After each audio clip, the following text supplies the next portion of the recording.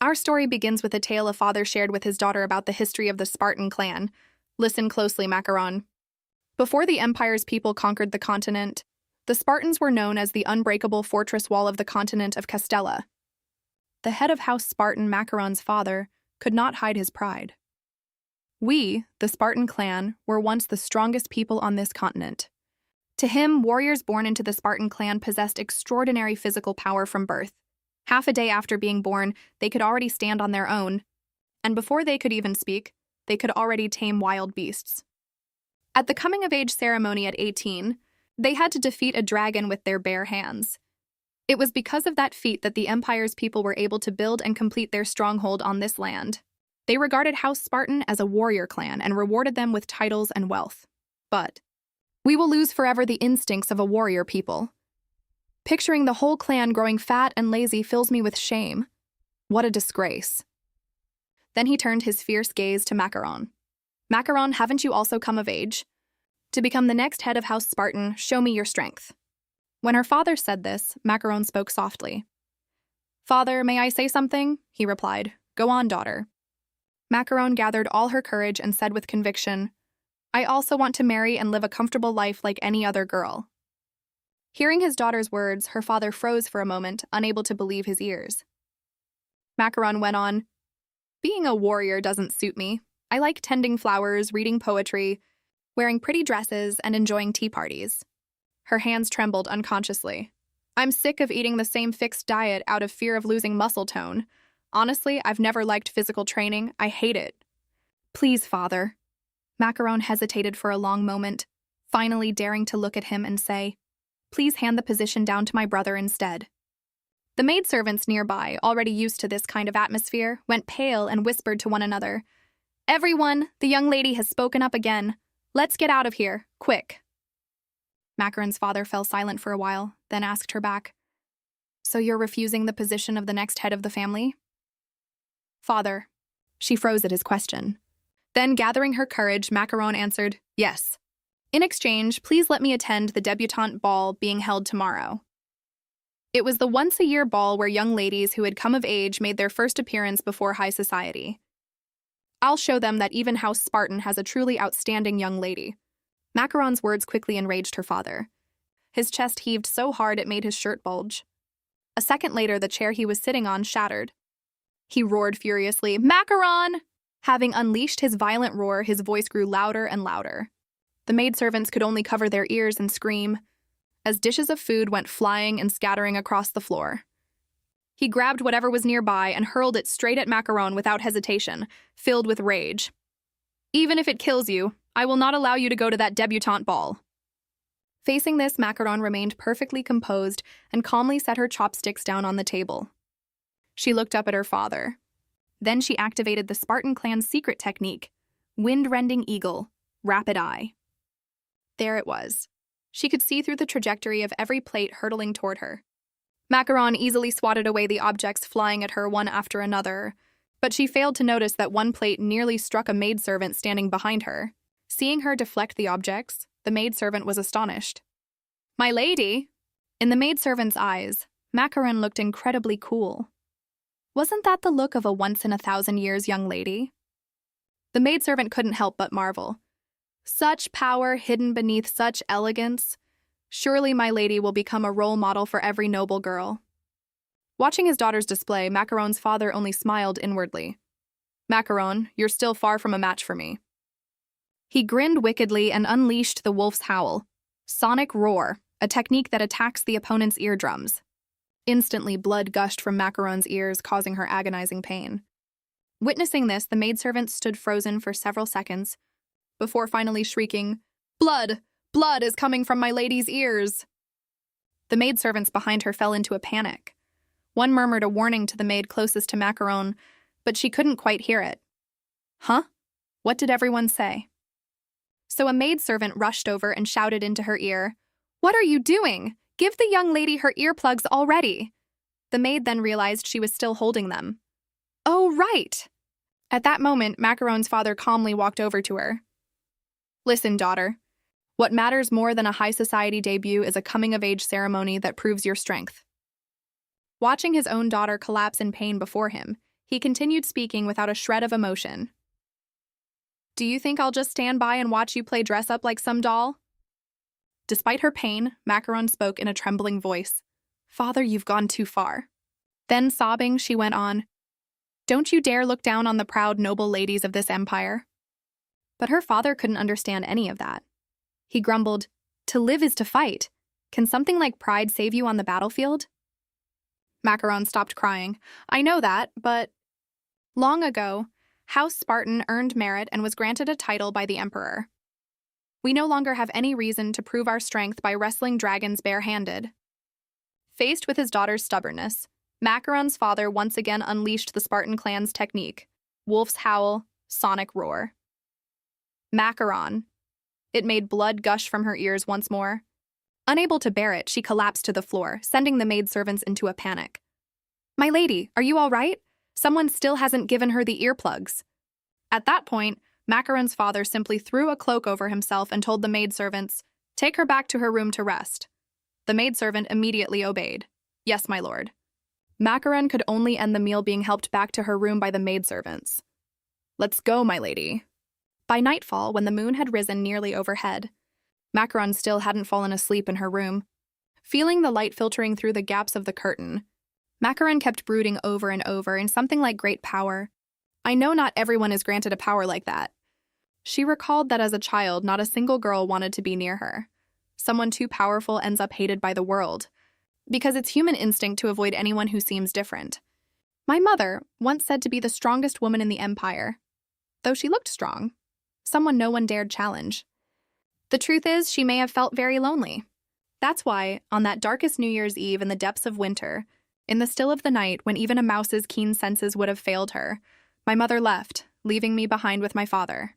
As a child, Macaron had no idea how many times she'd prayed to the heavens. Please don't let mother leave me. Make the weather so cold that she has to come back to me. Whenever she so much as heard a door open, she would instantly jump up, her feet dashing straight out the door. Back then, Macaron did everything only in the hope her mother would return. Mom, please don't go. Recalling these painful memories, Macaron let tears fall without even realizing it. Suddenly, her father's voice rang out from outside her room. Macaron, are you still awake? She answered sadly. Yes. His voice was much gentler than before now. Listen to me. But he still wouldn't budge from his view. You are different from ordinary young ladies. Being chosen by someone, marrying, and giving up the Spartan name. Living only as a member of another family. That is not the life meant for you. Do you understand what I mean? Hearing her father's words, Macaron fell silent for a long while. Finally, she spoke through tears. Father, I'm sorry. I will live a simple, ordinary life. She then silently swore to herself, I will live as a fragile, delicate young lady. Hearing Macaron's answer, her father simply murmured, Is that truly what you want? Then he said only one more thing. Go to sleep, it's late. Before saying nothing further.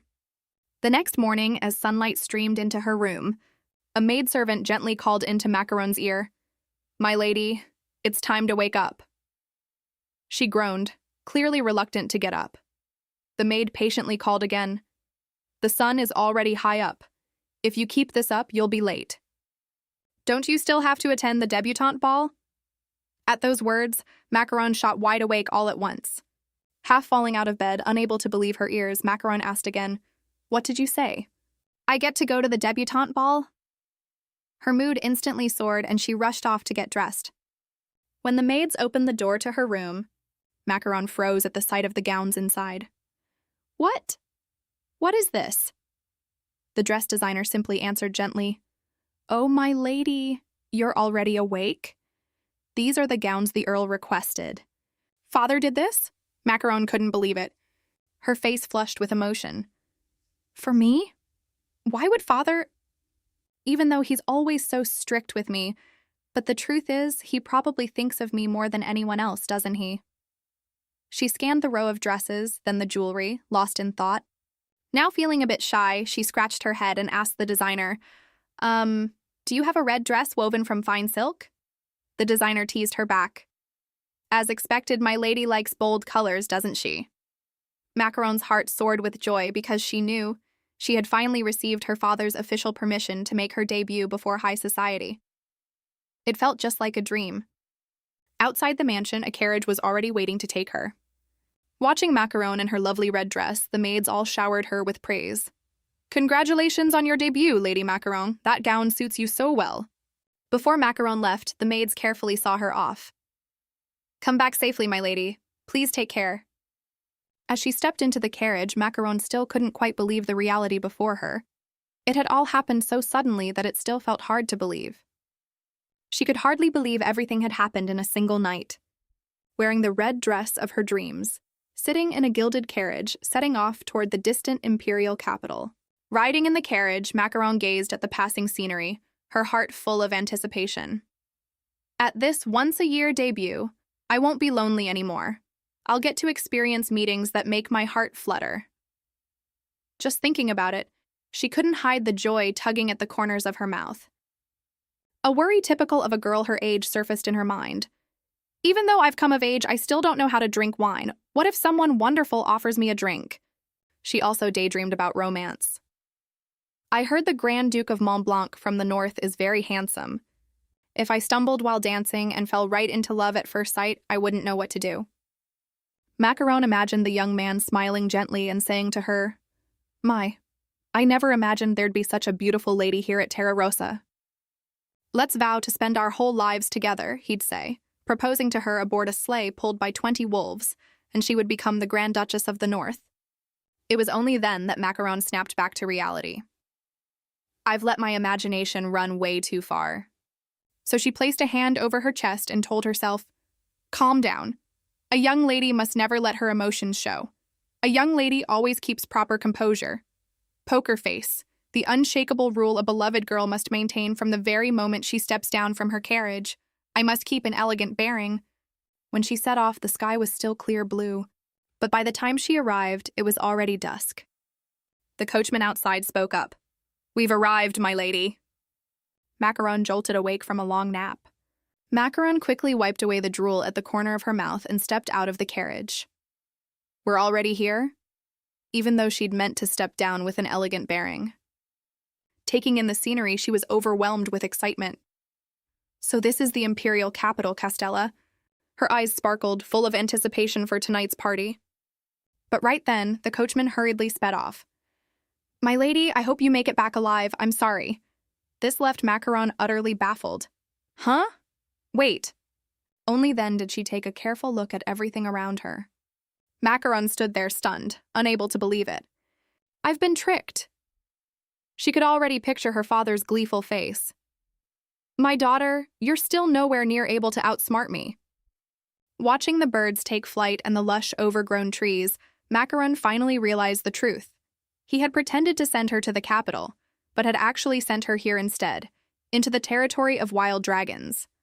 She quickly did the math. Even traveling at a carriage's speed, reaching the capital would take half a day.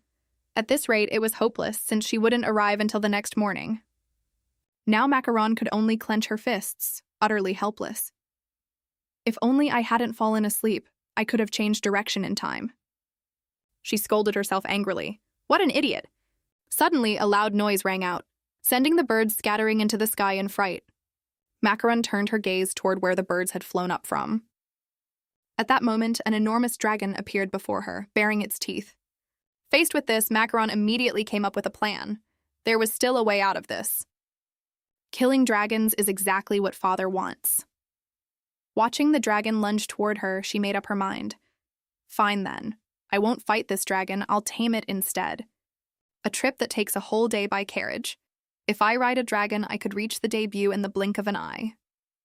As she prepared to summon her strength to fight the dragon, Macaron readied her stance to use the Spartan clan's secret technique, Panther's Descent. Telling herself, this is the last time I use this power. Suddenly, a loud noise drew the dragon's attention. A brown-haired young man abruptly appeared in front of Macaron, blocking her path. "It's dangerous! Get back, quickly!" This left her stunned for a moment. Huh? Looking at the young man before her, she was full of questions. Who is that? The young man then turned his head to look at Macaron. His face was striking, his eyes a golden hue. Under the evening sun, he looked even more handsome than ever. Just as Macaron stood dazed by his good looks, the young man quickly waved her off, urging her to run. I'll hold off the dragon. Don't just stand there frozen. Get out of here now. But before even a few seconds had passed, the young man was slammed to the ground by the dragon. The dragon swiftly pinned him beneath its claws and let out a low growl. Witnessing this sudden turn of events, Macaron was left completely stunned. She thought to herself mockingly, "What was that? Is this guy some kind of idiot?" The dragon, now enraged, glared with blazing eyes at its opponent. Seeing that Macaron was unharmed, it let out a huge roar that sent everything around her flying and tumbling in chaos. Finally, Macaron couldn't hold back any longer. "This isn't the time for—" Her eyes blazed with fury, veins bulging terrifyingly along her arms. What she was about to unleash was the Spartan clan's secret magic technique. Panther's Descent. Panther's Roaring Claw.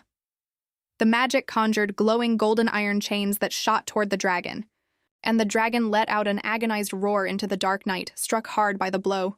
Macaron's eyes fixed on the dragon with unwavering resolve. The dragon roared violently, light bursting from its mouth as her chains wrapped tightly around its body. Then a streak of blazing fire tore across the sunset sky. Riding on its back, Macaron clung desperately to the chains, trying to subdue the frenzied dragon. She shouted with all her might, "Listen closely, if you take me to the capital, I'll spare you." Her voice grew louder and more commanding. "And if you ever dare come back to wreak havoc, to burn down the village of humans back there, I will personally destroy you with my own hands." The dragon finally had no choice but to obey, tears welling in its eyes. "Help me?" In the end, the dragon agreed to do as she said. Riding on its back, Macaron gritted her teeth and muttered, "So fast! This must be the supersonic flight of the dragon race. If I don't concentrate hard, I'm going to fall off." Suddenly, as she looked up, she saw a flock of birds hurtling straight toward her. The birds spotted Macaron, brimming with excitement. They finally swooped down, pecking at her and sending her swaying from side to side. "Back off, or you'll get hurt." After being harassed by the birds for a while, her sash suddenly came loose. Macaron panicked, reaching a hand behind her. "Oh no, my sash!"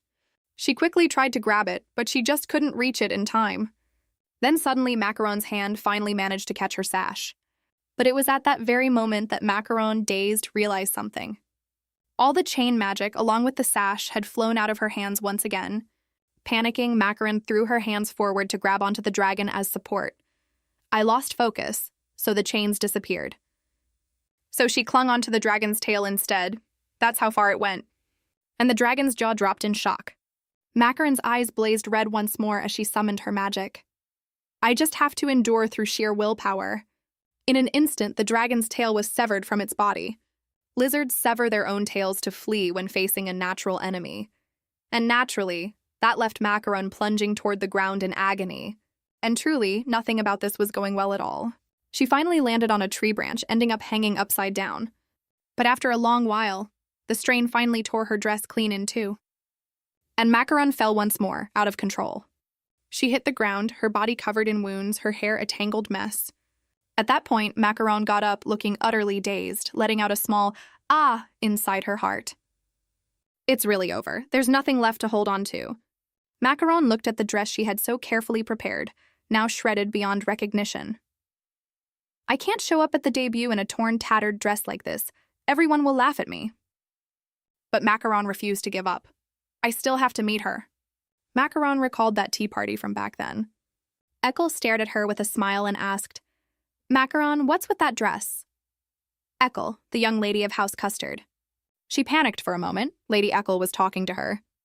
Macaron mistook it for a compliment and murmured shyly, "This dress is made from a new fabric that just arrived from the Moonlight shop. I picked the color my mother used to wear." But right after, laughter rang out. How tacky. Macaron looked up, utterly bewildered. Huh? At the tea party hosted by House Custard, only chosen guests could attend. Daughters of great wealthy men, daughters of artists, daughters of royal court mages, each of them clearly had something that earned them their place. But the daughter of Earl Spartan, born from a savage tribe, was merely a tasty little dish served alongside the tea. They took turns picking her apart as a refined pastime. Lady Macaron's skin has such a fresh spring glow, but that dress has summer colors. It doesn't suit her at all. And what's with that hairstyle? Is she trying to copy Lady Eckel? Hearing this, Eckel laughed mockingly. Oh, is that so, Macaron? Flustered, she lowered her head. This hairstyle… Yes, I did copy hers. Ekel was like a gust of wind. Wherever she passed, she stirred up a wave of fashion. Everything she touched became famous. Since childhood, Macaron had always thought, even without holding a sword, you can still look this cool. I've always admired Ekel so much. But from Ekel's point of view, being copied like this must have been annoying. Clutching her teacup tightly, lost in thought, she thought, I'm afraid of being hated, and I don't want everyone to find out about this. Because I don't want to become a copycat. I want to be her friend.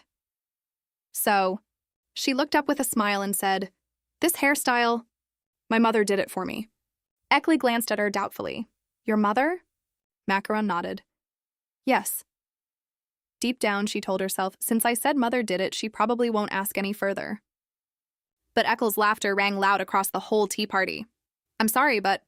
She blinked, not understanding. Why is she laughing? Ekel's fingers lightly brushed a pastry on the tray. You don't have to lie, Macaron. I already know everything. Your mother isn't even home. Once again, she felt completely exposed, laid bare. How did you know? Ekel laughed as she told it like a fun little story. Rumors have spread everywhere that the Lady of House Spartan abandoned her family. There's no need to hide it in front of us. Friends should be honest with each other. Understand? It felt awful, like an icy bucket of water running down her spine. Macaron tried hard to act normal, not wanting to ruin the mood. Dutruc, who had been quiet until now, also began to take notice of her. Go on, laugh. After all, it's just what friends say to each other. Suddenly, Macaron crushed her teacup in her grip with the words, Because we're friends. A shriek quickly reached Ekel's ears. It's hot. What are you doing? Macaron, having accidentally used her magic in a fit of anger, said, I'm so sorry. I'll clean it up right away. Once again, the table exploded. The young lady, wielding extraordinary strength, failed to notice.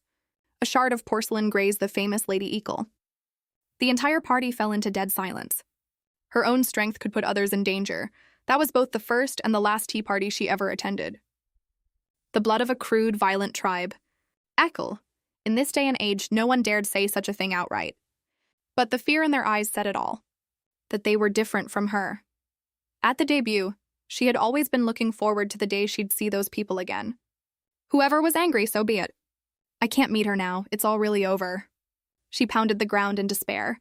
If I show up now in this torn, ruined dress, they'll surely chase me right off.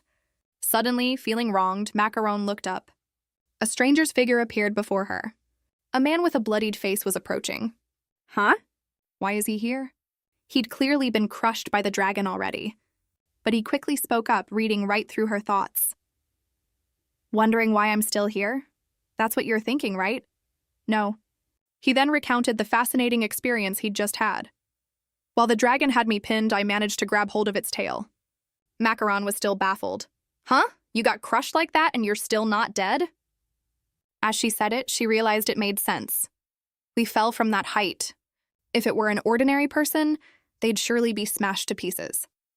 Then he turned to her and said, As for you, you fell from that height and you're still alive. Hearing him bring it up, Macaron snapped out of her thoughts. Flustered, she introduced herself. Oh, that's because I'm from the Spartan clan. He probably hasn't even seen how pathetic I must look right now, crying like this. A moment later, Garnet spoke up again. So you're the heir to House Spartan. A burst of radiant magic activated around him. You're just as strong as I've heard. Macaron immediately recognized this radiant power. It was healing magic. Macaron gasped in amazement. You're a priest, not a warrior. But he merely explained calmly, My healing is different from holy power. It doesn't just heal wounds on the surface. It can cure any illness, even incurable ones. Macaron was instantly fascinated by this magic. I've never heard of a healing power like this before. What clan do you come from? He tilted his head slightly. Have you heard of House Terran from the east? Macaron murmured, Terran, the cursed clan? The moment she said it, she realized she'd misspoken. I'm sorry. Macaron panicked, her head spinning. I just blurted out what I'd heard. But Garnet only smiled to show it was fine. I'm used to it. It's okay. Used to being looked down on for where he came from. House Terran, the Earl's family, a clan shrouded by death. Wherever they went, plague followed. A clan so cursed that not even a flower dared bloom, not a tree dared grow, let alone an entire garden. The world looked down on House Terran so much that not a single one of their descendants was ever invited to a debut. As she held out her hand for him to heal her, she genuinely couldn't understand it. I heard they're the clan that spreads plague, yet they can cure even incurable diseases? Garnet's healing magic quickly wrapped around her. There, you're healed. More precisely, he healed wounds by absorbing the life force of the forest. The reason he survived falling from such a height was that he'd absorbed the life force of the forest. He drew from countless different life forces, then used it to heal himself. The more Macaron thought about it, the more she shuddered. She wasn't sure why, but it felt truly frightening. Suddenly, she gently pulled away from Garnet's healing magic. It's fine, you don't need to heal me. His eyes swept over her, full of suspicion. So you know that healing life comes at a price. It's like the law of equivalent exchange the alchemists speak of. Healing requires inflicting an equivalent amount of harm on some living thing. Because living things are the easiest to sacrifice. Macaron pondered this for a moment. Sacrifice, huh? But looking at the withered patch of weeds nearby, Garnet sighed. Still, I can't just leave your wounds like that. If only we could find some other material. Suddenly, the two of them glanced at each other as if they'd found a solution at the same time. A dragon's tail lying in the bushes. Material. The severed dragon tail. Macaron asked hesitantly. This can be used as material? Garnet simply gave a firm nod, which left her astonished enough to ask again. Really? Then another round of healing began. As he healed her, he explained. Dragon scales have an extremely powerful regenerative ability. Minor wounds will heal almost instantly.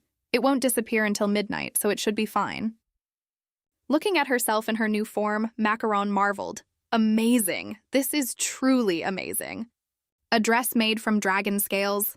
How much more special can you get? Overjoyed, she rushed forward and hugged him tightly. Thank you, you saved my life. Tell me your name. I'll definitely repay this favor. I'm Macaron, and you? He smiled, looking down affectionately at the girl in his arms. Garnet. Garnet Terran. As if remembering something, she asked again, Garnet, aren't you coming to the debut? What? The debut? Macaron nodded lightly. Mm-hmm. You should go and show everyone how wonderful you are. But Garnet only shook his head. You're very kind, but I still have something I need to do. I'm currently treating the wild dragon from earlier. A newly hatched dragon is still very weak. It attacked humans just to keep its young alive. It's probably still around here somewhere. Hearing this, Macaron was stunned. So that's it. Truly, the blood of House Spartan is merciless indeed. But he turned to her, looking a little worried too. But isn't it quite far from here to the capital? Proudly thumping her chest, she said, I can just run there, can't I? With that, she settled into position. Run! The moment his words trailed off, Macaron burst forward at full speed with fierce determination. I'll come visit again next time. Thank you so much. Garnet, at a loss for words, could only manage, But then, a small smile quietly tugged at the corner of his lips in response. At that moment, she happily made her way toward the palace. Let's go. Time for the debut. The imperial capital of Castella, the Spring Palace. The wooden carriage slowly came to a stop before the mansion. Everyone stared, stunned. That person. That's the Silver Wolf of the North, the Grand Duke of Montblanc. The moment they caught sight of that distinguished figure, everyone gasped in admiration. What could bring him to attend this year's party? He is, after all, of marrying age. Sorbet glanced around the palace, then walked calmly across the red carpet. Perhaps he had come here to seek a bride. Sorbet Vanilla Montblanc, the young head of House Montblanc. One day, at a mansion decorated entirely in black, he was born, a man with hair as white as snow and eyes of violet. Raised in a remote, barren land, he had been trained as a warrior since childhood. Normally, he wouldn't be considered an ideal marriage prospect. Yet the nobility were absolutely infatuated with him. The moment they saw him, the ladies flocked over, showering him with praise. Lord Sorbet, I heard you've become the strongest swordsman in history. Congratulations, my lord. Fittingly, he was also the most handsome man of the century. Suddenly, a light collision occurred. She apologized, flustered. I'm so sorry. My lady, are you all right? But Eckel quickly swatted the girl's hand away with her fan. She frowned, clearly displeased. Don't touch me. What? Nearby, a group of young ladies who'd seen her immediately began fawning over her. Lady Eckel, are you all right? How careless of that girl not to look where she's going. Lady Eckel. Eckel Custard, the young lady of the Duke's family. Both beauty and intellect beyond compare, and blessed with an overwhelming charm, she was praised and envied by many across the empire. Jewelry crafted exclusively for her became so famous it was named after her, Eckel Gold. Eckel truly was a celebrated figure of the empire whom everyone longed to befriend. Everyone eagerly awaited her debut into high society. The moment she saw Sorbet, she approached him shyly and greeted him. Lord Sorbet, welcome. You must be tired after such a long journey. But he turned to her, looking utterly puzzled, as if they'd never met. Who are you? Eckel froze in shock. No way, he doesn't know who I am. I'm one of the most celebrated figures in the entire empire. Whispers spread through the crowd nearby. Lord Sorbet didn't even greet her back. Does that mean Lady Eckel's been rejected? She stood there utterly frozen in place. The young ladies nearby froze too, jaws dropping in shock. How dare those insects? Lady Eckel! The fawning ladies had no choice but to chase after her, still showering her with flattery. One girl, seeing her standing there dazed, hurried over. Come on, everyone, hurry up and follow her. Why are you still standing there? Can't you see Lady Eckel is furious? Yes! At that moment, she rushed past Lord Sorbet. Though she pretended not to care, she still couldn't help stealing one glance back. Sorbet's gaze remained cold, yet there still lingered a strange trace of sorrow within his irritation. A debut ball truly was a bothersome affair. The women simply wouldn't leave him be. Lord Sorbet, have you chosen a dance partner yet? Suddenly, something within him stirred. Sorbet spun sharply toward the door. A terrifying force surged in from beyond it. What is that? A violent wave of energy came pouring in from outside the castle walls. Sorbet's brow furrowed. His hand tightened into a fist. Just like that. It's a monster. Sorbet felt a flicker of fear. His breathing quickened. There's no mistaking it. This is a monster attack. Stay calm. He instinctively reached for his hip but found no sword there. And Sorbet readied himself, prepared to strike at any moment. Then I'll cut it down, with a blade of pure force. He sensed that power drawing ever closer. It's here. The door slowly creaked open. But it was only Macaron peeking her head in. She peered inside, looking utterly bashful. Even Sorbet was caught off guard by this. He could clearly sense that it was the aura of a monster. The moment she stepped inside, Macaron was overwhelmed by everything around her. So this is the Spring Palace of the Imperial Capital. Just as magnificent as I imagined. And there are so many wonderful people here, too. Amid the crowd, she noticed a gaze that kept lingering on her. Why does that person keep staring at me like that? Suddenly, Macaron's eyes sparkled with anticipation. Could it be he's fallen for me? But in Sorbet's mind, there was only one thought. Who is that girl? Could it really be she showed up to the debut wearing a dress made of dragon hide? Sorbet's eyes burned with menace as he stared. There's someone like that here? At the gate, the steward barked, You fool! Why won't you open the door? What on earth are you doing? The young attendant could only scratch his head and stammer back. But the young lady opened the door with just one hand. It felt like something completely overwhelming. He then cleared his throat once to steady himself and announced in a clear voice, The eldest daughter of House Spartan, Macaron Moonberry Spartan, enters. The moment those words rang out, everyone's head snapped around 180 degrees, and right then, Sorbet too found himself in an entirely different state of mind. What? The Spartan family carries the blood of the savage tribe? At that moment, Eckel had only one thought. Macaron, you actually came to the debut? But meanwhile, the young ladies nearby started paying more attention to her. Seeing her gaudy dress, one young lady exclaimed with delight, That's quite the unique style. What material is that made from? No idea. The chatter that followed was mostly positive. It did look rather high-end. At that moment, Macaron stepped forward and accidentally bumped into the famous young lady. Seeing her, Macaron felt herself shrink back a little. Eckel. But Eckel merely glanced at her without saying a word. Macaron's eyes welled up on the verge of tears. Eckel, she's even more beautiful than I imagined. But Eckel paid her no attention at all, turning away without fail. Her mood sank to rock bottom. Ignored again. But even she had to admit it. Of course that's how it'd be. At that moment, amid the crowd, the music also began to catch her attention. The melodious music began to strike up its tune. Glasses clinked joyfully all around. Macaron found herself feeling out of place among the crowd. They've already started dancing. Looks like I'm the last one to arrive. Meanwhile, Eccle's side was buzzing with a completely different energy. My lady, would you dance with me? Me too. As expected of Eccles. Amazing. So there she stood, alone in a corner. I guess no one's going to ask me to dance? Just as Eccles was basking in her own glory, a man appeared who left her utterly stunned.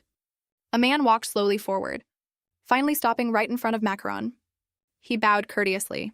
House Montblanc of the North, greetings, Lady Spartan. Would you honor me with a dance, my lady? Faced with this situation, she naturally stood there in confusion, not understanding.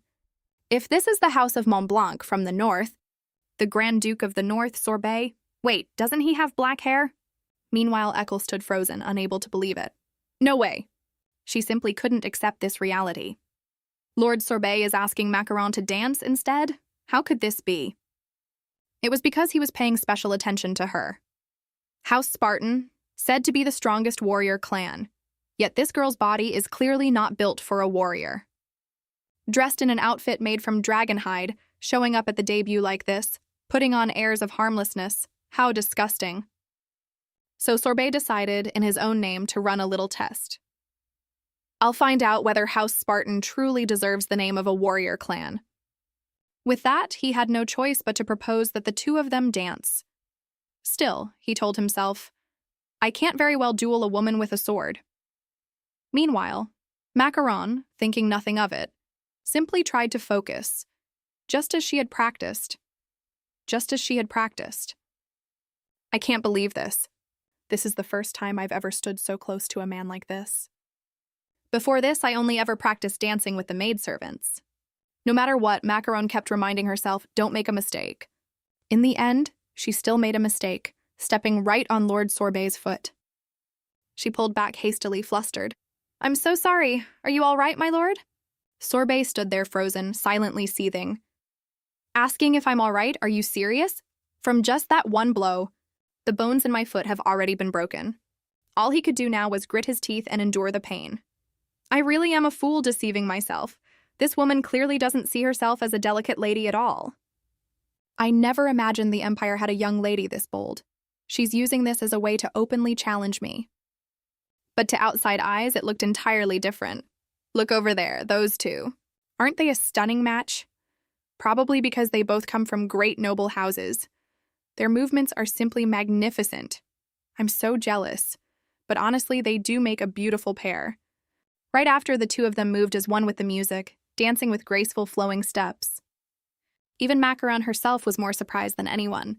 She gazed, mouth agape, at Sorbet's handsome face. Strange. Why do I suddenly feel like I'm dancing better than usual? Is it thanks to Lord Sorbet's lead? No. I feel so at ease, I just want to let my body drift along with the music. From Sorbet's point of view, he was in agonizing pain.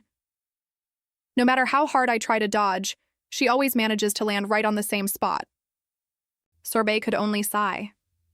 Is this just a genuine mistake? Or is she truly trying to challenge me? Whatever the case, has there ever been a woman who's made me feel this nervous before? A slender frame, along with small, delicate hands like a wild rose, and yet possessing power strong enough to overwhelm even me, the strongest swordsman on the continent. He recalled back when he was a child not wanting to raise a dog to pull his sled. His nanny had only smiled gently and explained, but young master, you're already holding the puppy in your arms. The moment you find it adorable, that's it. You'll have no choice but to keep it. Put a collar on it, why don't you? Now he found himself blaming himself the same way. Such irony. This woman carried extraordinary strength within her. Yet why does she still look at me with such innocent, unknowing eyes? But somehow I find that look quite endearing.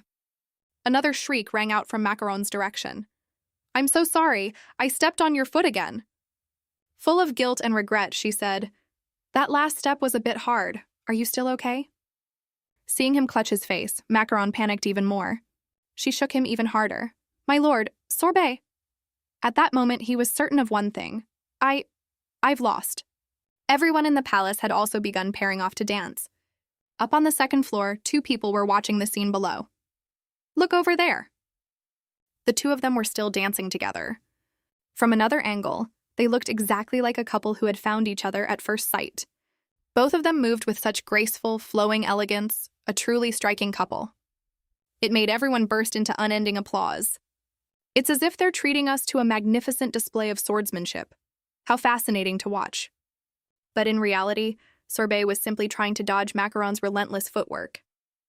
Sorbet was starting to panic. Every single time he had to smoothly adjust himself just to soften the impact of Macaron's blows on his feet. Her footwork was only getting faster. Every time she stepped on him, another bone in his foot shattered. I could channel magic to heal the broken bones, he thought. But the problem is I don't get a single chance to counter. And every time, all he got in return was a flustered apology. I'm sorry. Even so, throughout the whole dance, she never once stopped reminding herself, don't make a mistake. Despite everything, the two of them still made it through the dance, even though Lord Sorbet's anger had reached its peak inside. In the end, I couldn't find a single opening. Just how strong is this girl? Ackley still couldn't take her eyes off the famous couple over there. Ignoring every invitation to dance, she kept stealing glances toward them no matter what she did. Lady Eckel, dance with me? What is going on here? The Silver Wolf of the North putting on such a nervous expression like that? The more Eckel thought about it, the angrier she got. The music changed ages ago. Why hasn't he switched partners yet? Could it be she's actually managed to charm the Silver Wolf of the North? Eckel pressed her lips together in fury. I can't believe Lord Sorbet is that kind of man. His taste has absolutely no refinement at all. Then she stepped out with her own dance partner, brimming with pride. The noble ladies got to admire yet another new couple. Lady Eckel of House Custard, is starting her dance. Eckel quickly revealed her hidden, radiant beauty. Surely only Eckel could pull off a solo performance right in front of her own dance partner. And whenever they danced together, her partner would fall utterly enchanted, as if lost in a garden of blue roses. The whole party's attention poured toward her, leaving everyone gasping in admiration. No wonder she's the star of the empire, Lady Eckel, and she herself grew arrogant over it. No one in this world can compare to my dancing skill. I am the star that shines above the crowd. I was born this way. Not a single man in this empire could ever refuse me. Just as she turned toward Sorbet, brimming with self-satisfaction. Strangely, he never once so much as glanced her way. Not even a single look. Eckley froze in place. Some lowly country bumpkin, only dancing because he was asked. What's so great about that? But the more she thought about it, the less she could accept it. Me. Have I actually lost? Eckel ground her teeth. Me, someone who has never known what losing feels like. Suddenly, a prince stepped forward and held out his hand in invitation. Dance with me, won't you? It was Prince Tart. Eckel froze, momentarily unable to speak. Your High... A second later, she exclaimed in astonishment, Your Highness the Crown Prince! Eckel hurriedly bowed. The eldest daughter of House Custard greets the son of the Empire. She could hardly believe His Highness the Crown Prince had shown up here. I heard he's always so busy with state affairs, but he simply teased her lightly. Quite the formal greeting there. Eckley, it's been 15 years since we last met, hasn't it? Her heart began to flutter once more. It's been so long. Eckel has grown into such a wonderful young lady. I never imagined the little girl who used to come up only to my waist would grow this much. Recalling the memory, her face flushed with embarrassment. That's something I should be saying to you, Your Highness. I almost didn't recognize you. Outside, the crowd buzzed intensely with gossip. The Crown Prince asked Lady Eckel to dance. Isn't she the first person he's spoken to today? As expected, a woman who shines without even trying. Of course, she'd catch His Highness's attention. Chances are, Eckel will be the one sitting on the throne as Crown Princess. The two of them began moving gracefully together with the music, creating a truly classic dance. The very name of House Custard, the Duke's family, said it all. This was a house with an exceptionally close bond to the royal family of Castella. Before the continental people laid the foundations of the new continent, there were two young men with golden hair. The elder brother Castella held the reins of rule, while the younger brother Custard stood by his side, supporting him, and together they built the imperial capital. That was where the history of the new continent began. As they danced, the two of them reminisced shyly. "Meeting you again, Your Highness, feels just like a dream." But he only smiled and replied, "I've always kept up with the news about you. Ekel, star of the Empire. You really are famous, you know. Your portraits have been causing quite a stir." "Your Highness knows all that?" "I'm really happy to hear it." At that moment, she shot a proud, sidelong glance toward the other pair, toward Lord Sorbet. "Go ahead and enjoy playing around with that savage tribe's daughter all you like, because I am the woman personally chosen by the Crown Prince himself." Meanwhile, Macaron still had no idea something serious was about to happen. A tear in the fabric of her dress had begun to rip open. At that moment, Garnet, cradling the little dragon in his arms, murmured as he gazed toward the palace. Thinking about it now, at this hour, suddenly the dragon let out an excited cry. As he tried to calm it, he thought, "She's probably managing on her own just fine." Garnet thought the same, yet he still didn't seem entirely at ease. He recalled how carefully he'd warned her earlier. "Listen, Macaron. This dress is nothing more than a layer of dragon scales covering the wounds on your skin from your fall. Once your wounds heal, the dress will vanish and return to its original state. So you need to leave the ball before midnight, understood? Are you even listening? The dress is going to disappear." Meanwhile, the clock had already struck midnight. The young lady with extraordinary strength had completely forgotten about that. If she didn't hurry and step away from this joyful moment, what was about to happen would turn her whole life upside down. Meanwhile, everyone was clinking glasses after the dance. And Macaron, lost in the joy of the moment, had completely forgotten her new friend's warning. At that very instant, both the long and short hands of the clock struck 12 together. The dress began to reveal its true form. Ekel happened to turn around at just that moment. Sorbet staggered. Above all, the girl herself still had no idea what was happening. The outfit on Macaron's body quickly dissolved into wisps of smoke. Seeing this, Ekel couldn't keep her composure either. Macaron stood in the middle of the party looking utterly disheveled, her dress torn nearly in half. Sorbet rushed over immediately. He pulled her into his arms to shield her. But to his surprise, Macaron sent him flying with a single blow. A section of the wall frame shattered as well. Macaron's extraordinary strength had been triggered. With nowhere left to turn, she had no choice but to flee the party in bitter humiliation. Everyone at the party had just witnessed quite the spectacle. Ekel laughed scornfully. So it was all just an act, was it? Of course it was. What did she even have to be proud of? Young ladies from declining families always have to use their bodies to get ahead. You're exactly the same, Macaron. But Tart's mood was different. His cheeks flushed bright red, as if he'd been utterly captivated by that moment with Macaron. Even Ekel was stunned, unable to make sense of it. Outside, the mansion was wrapped in the pitch-black night. In a small corner, Macaron sat curled up alone. Tears of bitterness and anguish rolled endlessly down her cheeks. Recalling what had just happened, the more she thought about it, the more it hurt. Surely everyone was laughing at her right now. I never imagined the dress would end up like this. Thinking about it, Macaron cried out even louder. "It's really over for me now." Suddenly, an arm reached out from nowhere and draped a vest over her shoulders. Macaron stopped crying and turned to look at him. Prince Tart appeared before her like a faint glimmer of light, easing away her sorrow. Seeing her, Tart spoke with a hint of awkwardness. "Sorry for doing that so suddenly. You looked a bit cold, so—" The more she looked at him, the more familiar he seemed. This person is Crown Prince Tart. But now Macaron felt a growing sense of unease. "Weren't you just with Ekel a moment ago? Why are you—" She shook her head, telling herself, "Get a grip, Macaron." A flurry of thoughts raced through her mind. No. More importantly, since when did he end up right behind me? I didn't sense anyone approaching at all. The moment he noticed she had nothing more to say, he crossed his arms, tilted his head, and struck up conversation again. "You're the young lady of House Spartan, aren't you?" Her cheeks flushed slightly and she covered them with her hand. How embarrassing. Regaining her composure, she began introducing herself.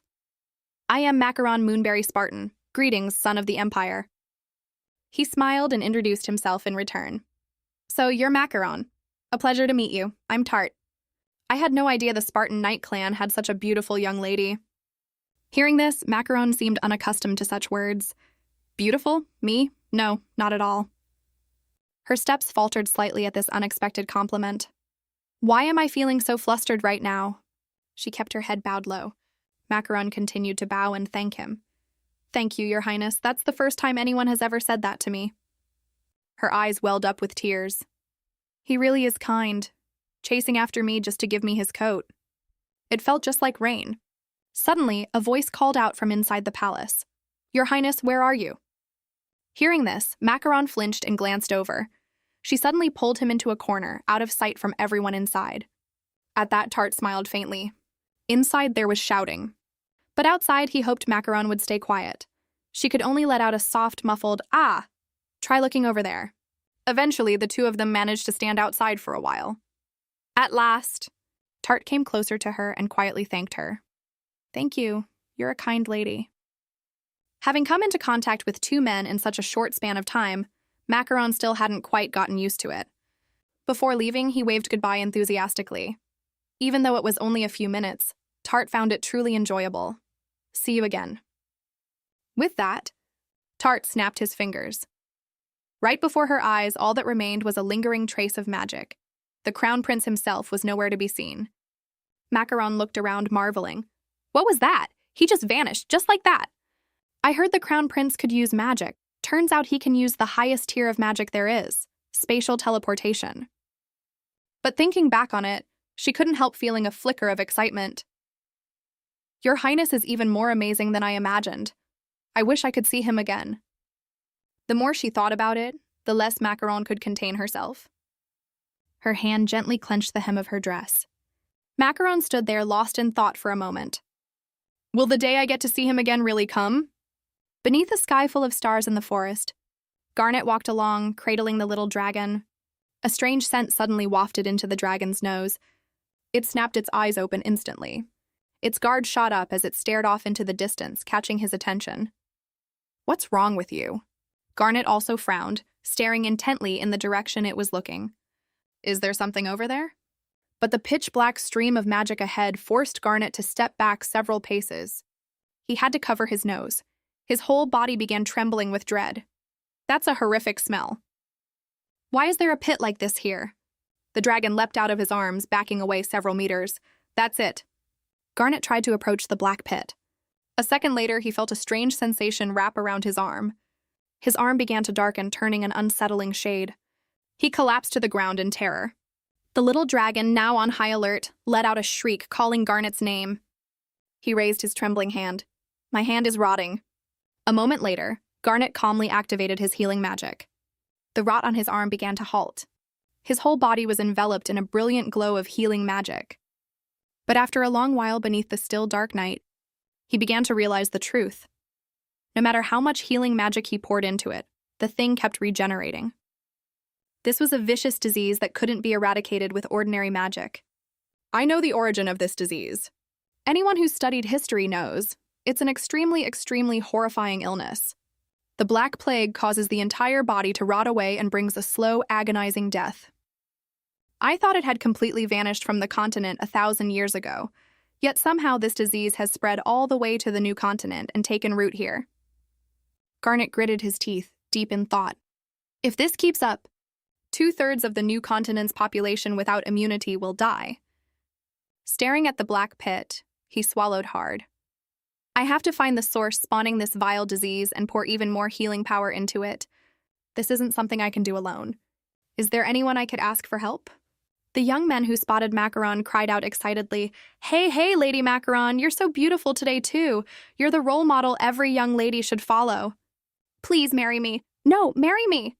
I'll give you an entire mansion, a carriage, and jewels beyond compare. Macaron. The clock's hands slowly turned, striking exactly 12. For some reason, the dress on Macaron's body suddenly began tearing apart. Right before the eyes of all the young men, the dress on her body gradually vanished. And she squeezed her eyes shut and let out a loud scream. A loud noise rang out. Macaron slowly opened her eyes and realized everything that had just happened was only a dream. She looked up at the extravagant chandelier above her and murmured, Just a dream, huh? Macaron slowly sat up, her mind a tangle of thoughts. It's been a month since the debut ball. and I got scolded to within an inch of my life by father, then confined to the mansion as punishment. Back then, the head of House Spartan had turned away and said, disappointed, "You've disappointed me greatly, Macaron." Back in reality, Macaron hugged herself sadly. The debut ball had ended smoothly. Nothing else had happened since. The quiet was almost unsettling. Another morning began with a fragrant cup of coffee set on the table. Macaron sat on a small chair, holding a stack of documents, thinking to herself, "It's been a month since I last looked at any letters." This month, Eckel had once again become the cover model for the ladies' magazine. I'm always the one left behind. Suddenly, Macaron's attention was drawn to something in the magazine. A letter slowly slid out from between the middle pages of the magazine, leaving Macaron stunned. Huh? A letter? Someone sent this to me? Macaron flipped the letter over and saw a name written on it. Sorbet Vanilla Mont Blanc. Macaron's hands and feet suddenly fumbled in a panic. Lord Sorbet sent me a letter? What is this? When did he even send it? On the letter were just a few lines, written with the utmost care. It's a pity you left before we had the chance to greet each other properly and talk. I would like to know how you've been. Macaron's mind raced in a panic. A whole month has gone by without me even knowing, and I never wrote back at all. Right at that moment, a maidservant suddenly pushed open the door and called out softly, "My lady, you have a visitor." Macaron quickly and carefully straightened herself up, then headed to the parlor to receive her guest. Somehow Sorbet was already sitting in the parlor, waiting for Macaron to appear. She sat before him, feeling rather timid, thinking to herself, "Sorbet?" Right then, Sorbet spoke up. "I never received a reply to my letter." Macaron answered hesitantly, That's because I wasn't feeling well, so I hadn't been able to read it yet." Sorbet's sharp eyes lifted to look at her, repeating, "Not feeling well?" Macaron lied without so much as a blink. "Yes." "I overplayed that excuse a little too obviously, though." He suddenly spoke up, handing her a precious remedy. "I heard that if you boil and drink this herb that grows on the cliffs of the Mont Blanc Mountains, it not only cures colds, but also helps whoever drinks it withstand the cold of the north. Next time, I'll send some along with my letter for you." Macaron, feeling shy, bowed her head politely and replied, "Yes, thank you, my lord." "You sent this for me, but why?" A faint smile tugged at the corner of Sorbet's mouth, and he said quietly, "Ever since our first meeting, not a single day has passed without me thinking of you. If you ask me why, I don't know the reason myself. I feel guilty for showing up uninvited before receiving any reply from you. Still, I thought meeting you in person might give me the answer. Just what exactly is this feeling?" Macaron blushed, panicking and screaming internally. "What? What is happening right now? This has to be, my lord? Please, have some tea first. You've traveled such a long way to get here." Sorbet answered honestly. It took a full 6 days by carriage to arrive." His answer left Macaron utterly shocked. "What?" "Well, that makes sense. Traveling from the northern front all the way to the capital would take about that long." Macaron reached out and picked up a pastry from the plate. Then she gently lifted it to her mouth and took a bite to calm her own nerves. Macaron's eyes suddenly widened as if noticing something. For some reason, Sorbet's face had suddenly gone pale, his expression full of agony. Macaron gently asked after him, "Lord Sorbet?" His hand was now trembling uncontrollably. Macaron looked at Sorbet's strange demeanor with growing suspicion. His face contorted, sweat pouring off him like a waterfall as he sighed. "Ha! The weight of this teacup. It's just not normal. No matter how hard I try, I can't lift it. The plate of food, the chopsticks. Is everything really this heavy? Are the maidservants carrying these things even human?" Macaron spoke up again, asking, "Lord Sorbet, does the food not suit your taste?" Sorbet cleared his throat and answered gently, "No, not at all. This teacup isn't just heavy." He could feel his entire body straining with all its might, every ounce of strength now focused into the hand holding the teacup. Sorbet's trembling hand slowly lifted the teacup.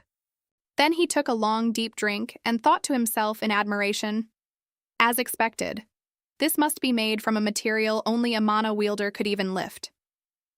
Macaron smiled happily, thinking to herself, "Looks like the tea suits his taste. Normally, I really enjoy gardening. This is my greenhouse, and this is my favorite pot of flowers." She brought the pot of flowers over to him and suggested, "Try smelling its fragrance." The moment he took the pot, Sorbet immediately felt a crushing weight bear down on him. The pot fell and left a huge hole right in the middle of the floor. Seeing this, Macaron cried out in alarm, "Are you all right?" Sorbet stared at his own hands, utterly stunned. "I'm sorry, I dropped the flower pot." Macaron cheerfully replied, "Oh, I'll just pick it right back up." With that, Macaron bent down and effortlessly lifted the flower pot that lay sprawled on the ground, leaving Sorbet astonished. She happily dashed off, carrying 2 large flower pots in her arms. Sorbet stood there dumbfounded, telling himself, "I can't afford to let my guard down for even a second." That afternoon, Macaron proudly showed Sorbet around. At the age of 10, both the men and women of House Spartan must master swordsmanship. I know a bit of swordplay too, but compared to Lord Sorbet, my skill is nothing at all.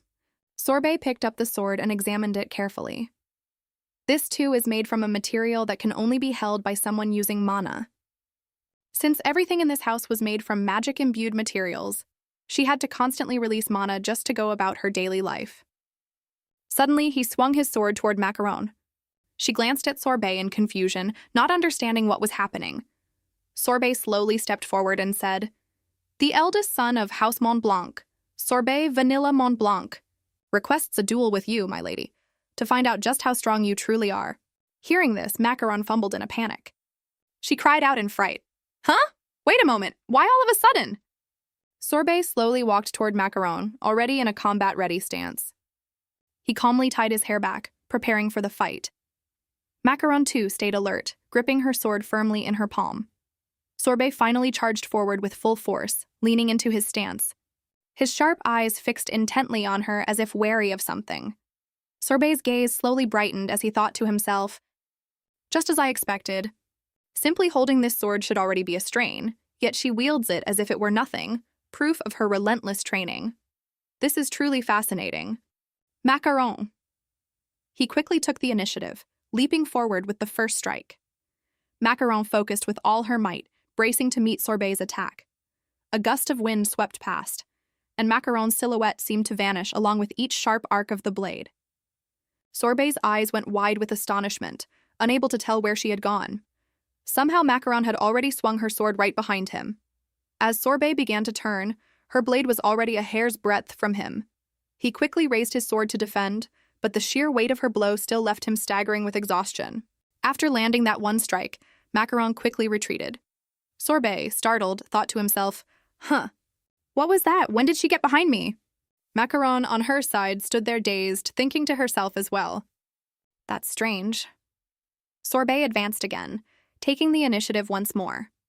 His actions only seemed to confirm what Sorbet had been thinking. This really is strange. I can see right through Lord Sorbet's sword movements." Her eyes narrowed, focusing harder than ever before. A strange thought suddenly crossed her mind. Is he doing this on purpose? Compared to sparring with her father, this fight felt like child's play. But Macaron withdrew her sword, falling back into a defensive stance instead of striking back. If I win too easily, it'll wound his pride. A sword was sent flying straight up into the air.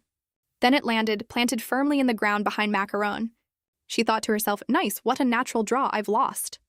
Sorbet answered firmly, "No. You could have easily blocked that, my lady, but you chose not to. This act of pretending to lose is no different from deceiving your opponent.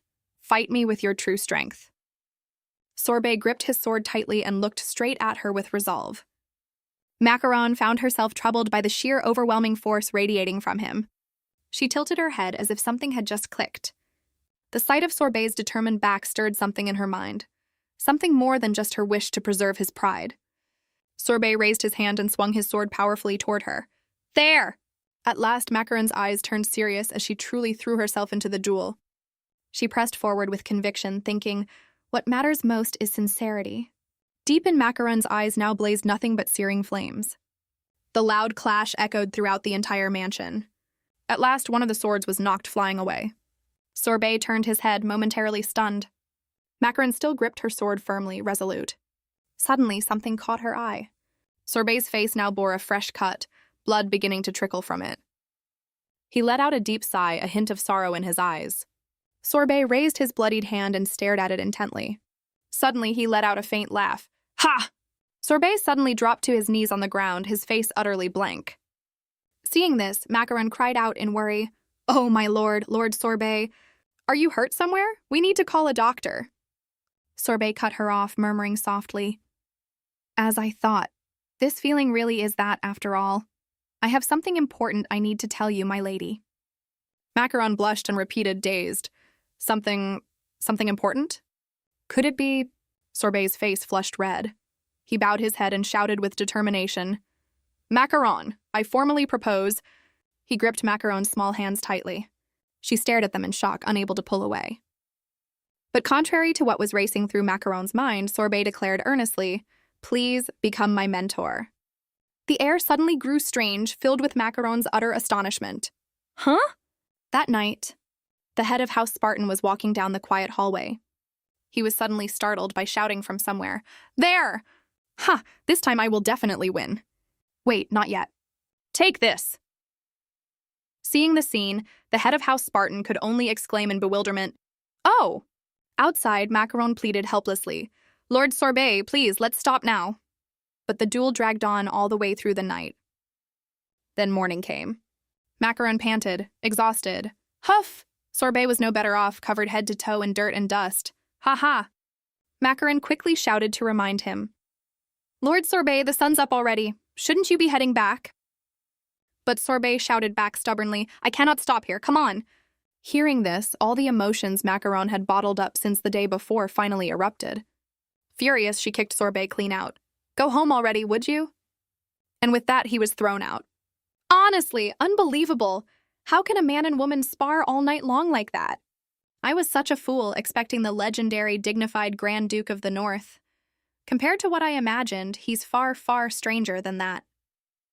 A hand suddenly rested on Macaron's head, gently ruffling her hair. The head of House Spartan spoke up gently. "You've made a good friend there, Macaron. Having someone genuinely fond of you isn't an easy thing to come by. You should be proud of yourself." Hearing this, Macaron's eyes began to shimmer, her cheeks flushing red. Macaron murmured to herself, wondering, "Does Lord Sorbet really have feelings for me?" Sorbet Vanilla Montblanc, eldest son of House Montblanc, the knightly clan of the North. He would go on to become Macaron's very first friend, the young lady of extraordinary strength who would later be recorded in history. "My mentor, huh?" Macaron savored her breakfast happily. Suddenly, she froze, noticing something outside the window. The moonlight outside left Macaron unable to hide her wonder. The moon is so bright tonight. Just like the day I met him. The image of Garnet from that day suddenly surfaced in her mind. He'd said in a warm voice, "I'll come visit again next time. Thanks for today." Garnet's warm smile still stirred something in Macaron's heart, even now. I wonder if he's looking up at the same sky as me right now. "No, over here." A sound came from outside. "Is something out there? Ah!" A hand suddenly gripped the balcony railing, sending Macaron stumbling back in fright. A dark figure leapt in from the balcony before Macaron could even react. The moment she regained her senses, Macaron screamed at the top of her lungs, "Ah! Who's there?" The shadowy figure, carrying a lantern, remained frozen in place, saying nothing at all. Macaron's brow furrowed in fury. Her face hardened as she snapped, "How dare you sneak in here? You've got some nerve! Ah!" A loud crash rang out as the mysterious intruder collapsed, sent sprawling to the ground beneath the powerful foot of the warrior maiden Macaron. She turned and looked at him doubtfully. Did he just faint? Before I have him hauled off, let's see what he looks like. Macaron reached out and grabbed hold of his mask, then pulled it off. The moment she removed the mask, Macaron stared curiously at the mysterious figure. It was only then that she realized in shock. "Oh, Garnet, why are you here?" Garnet lay unconscious on the bed. Meanwhile, Macaron stood beside him, wringing her hands anxiously. She fretted over what to do. What should I do? I'm afraid of raising suspicion, so I can't call anyone else. I never even got the chance to ask why he came here before I accidentally knocked him out. Macaron wondered aloud, puzzled. House Terran from the east. It would take about 3 days to get here. Did something happen? Finally, she made up her mind. First, let me go get a wet cloth. Calling a maid might cause a commotion. I'll handle this quietly myself. Then she brought over a basin of clean water. On her way, Macaron noticed a certain room. Curious, she cracked the door open to look inside. Now that I think about it, before her stood tall shelves packed with books. I think the library might have some records about House Terran. After scanning through them, Macaron found the one she was looking for. Here it is. She carefully turned each page. Terran, lords of the territory east of the capital. Macaron's lips pressed together tightly. A cursed clan! House Terran's territory was blanketed by every kind of plague imaginable.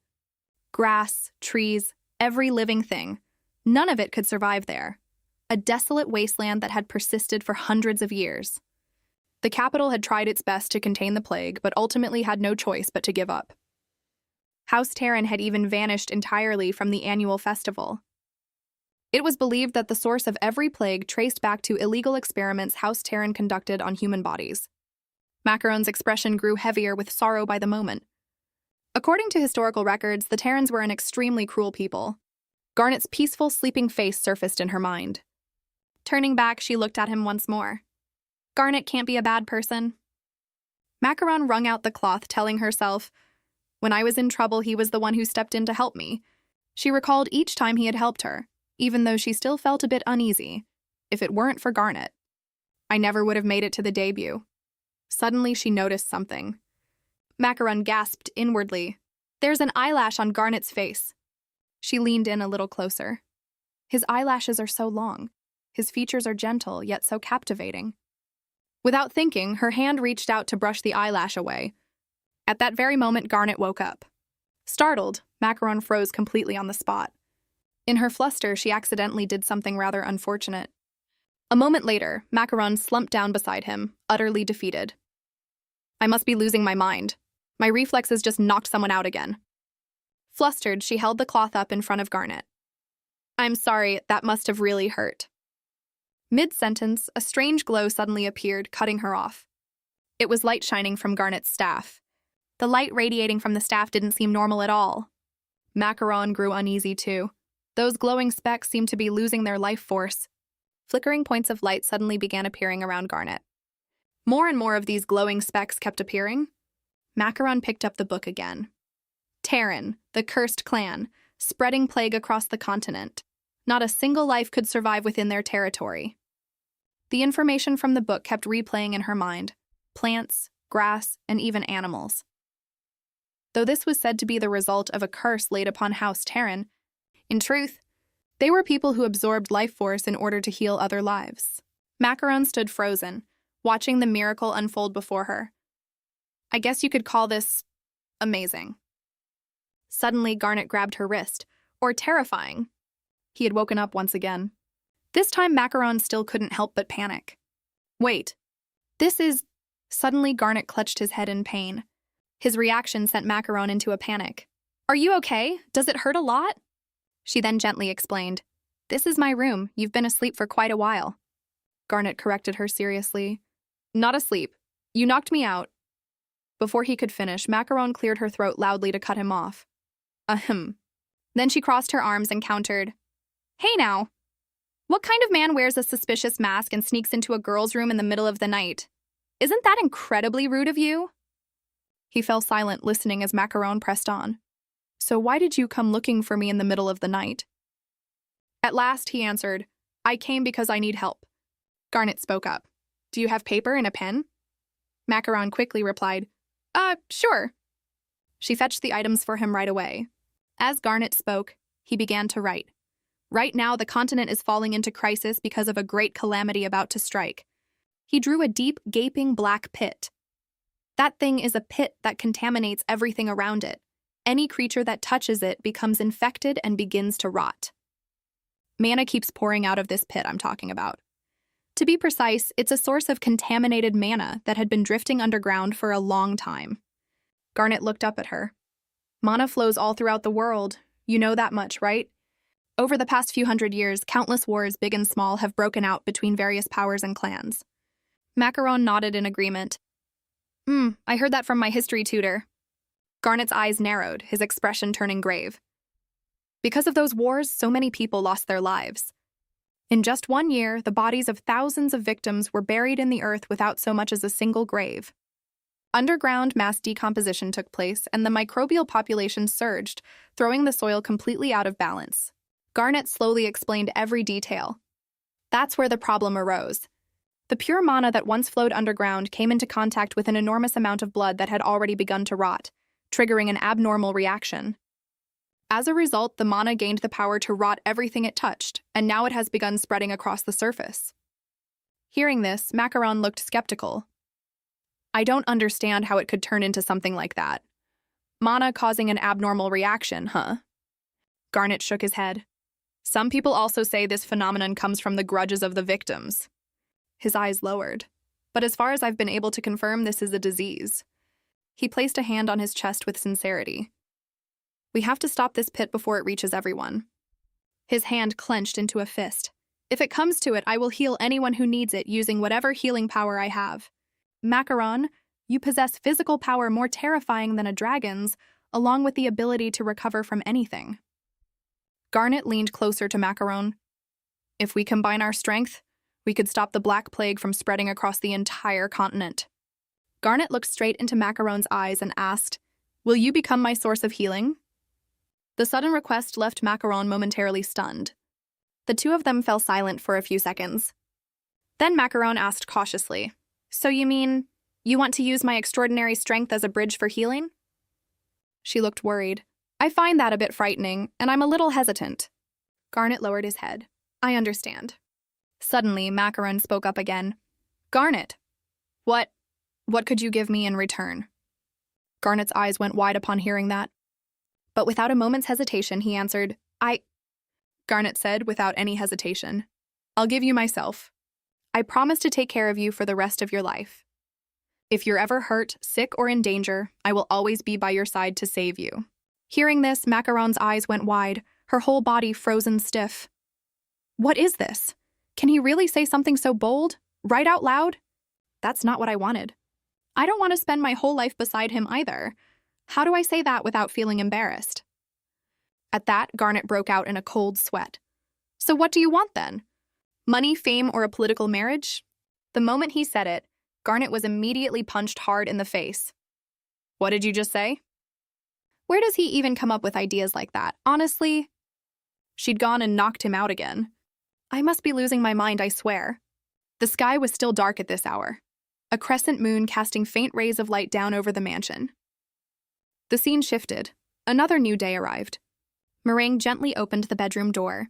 My lady, it's time to wake up. Before she could even finish speaking, she saw the scene on the bed. A man and a woman lying together. A moment later, Macaron's mood turned gloomy, her head hanging low. Sitting up in bed, flustered, she spoke. Meringue, please, I'm begging you. Keep this a secret from father, okay? Hearing this, the maid agreed at once. I understand, my lady. You didn't need to ask me like that. At that, Macaron laughed awkwardly, explaining, We're just friends, nothing happened at all, while the maid pretended to listen along. Yes. The atmosphere between the two of them grew painfully awkward. Macaron studied Meringue's wrinkled expression and thought, Looks like she doesn't believe me at all. At that moment, the maid suddenly lowered her gaze and spoke in a hushed tone.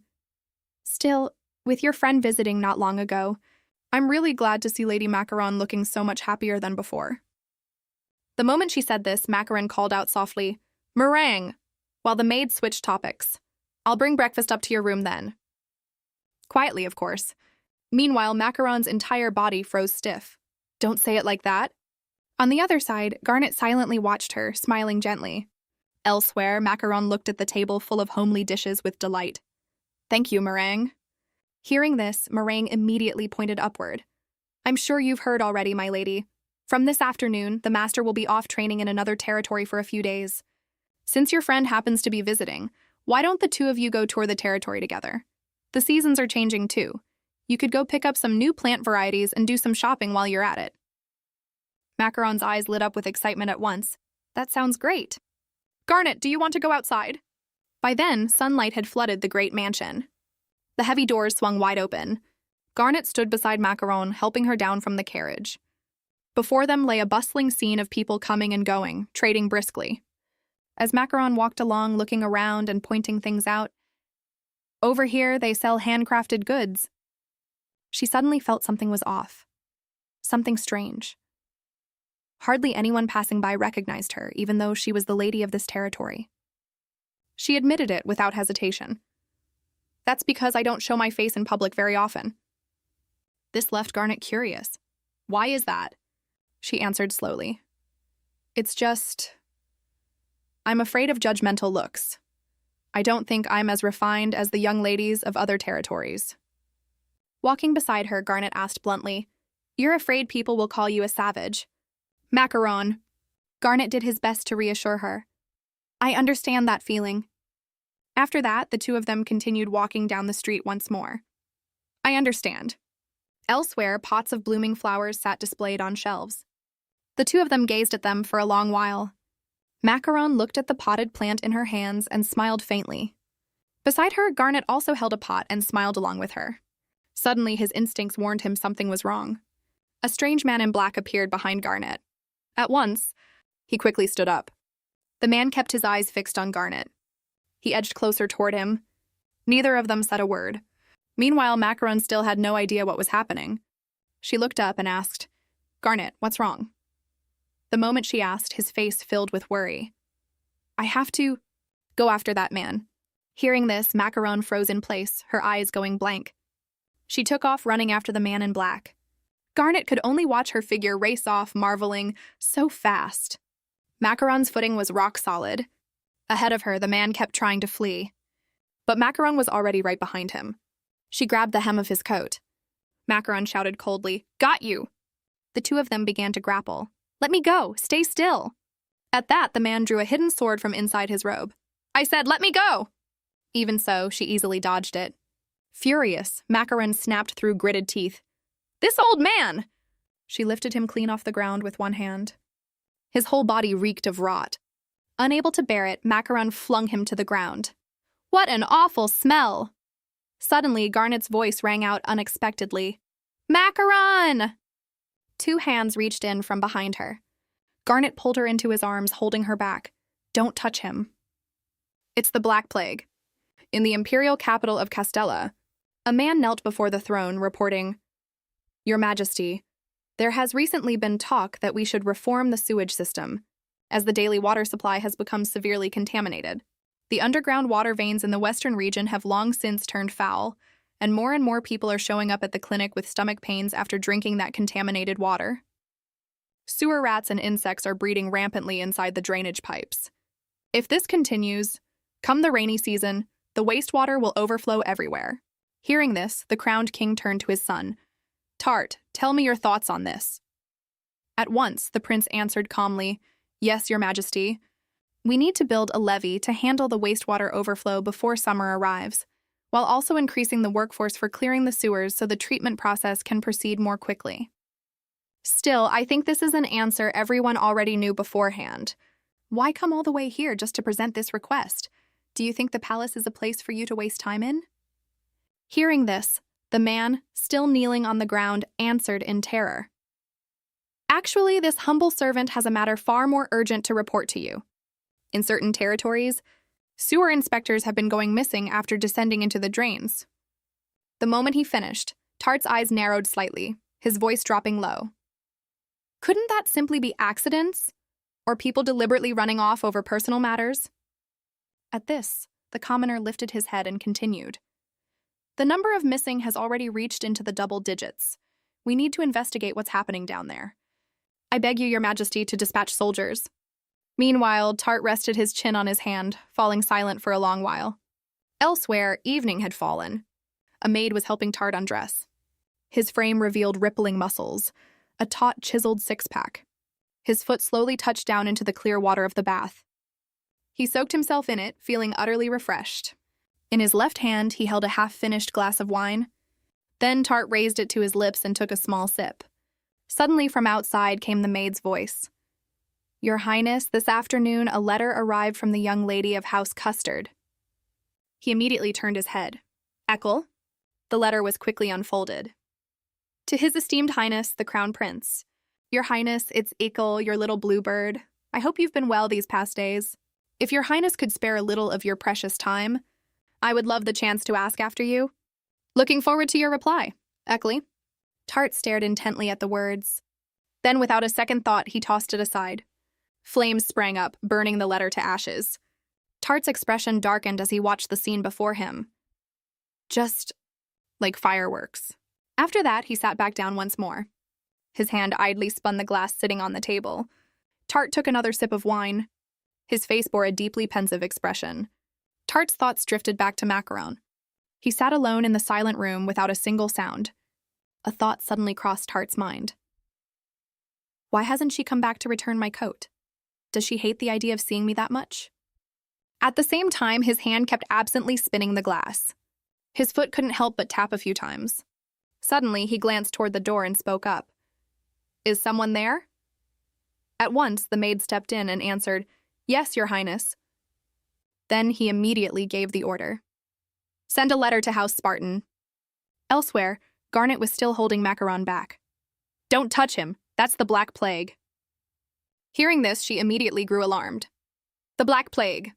That overpowering stench. Meanwhile, the man trembled, his face full of confusion.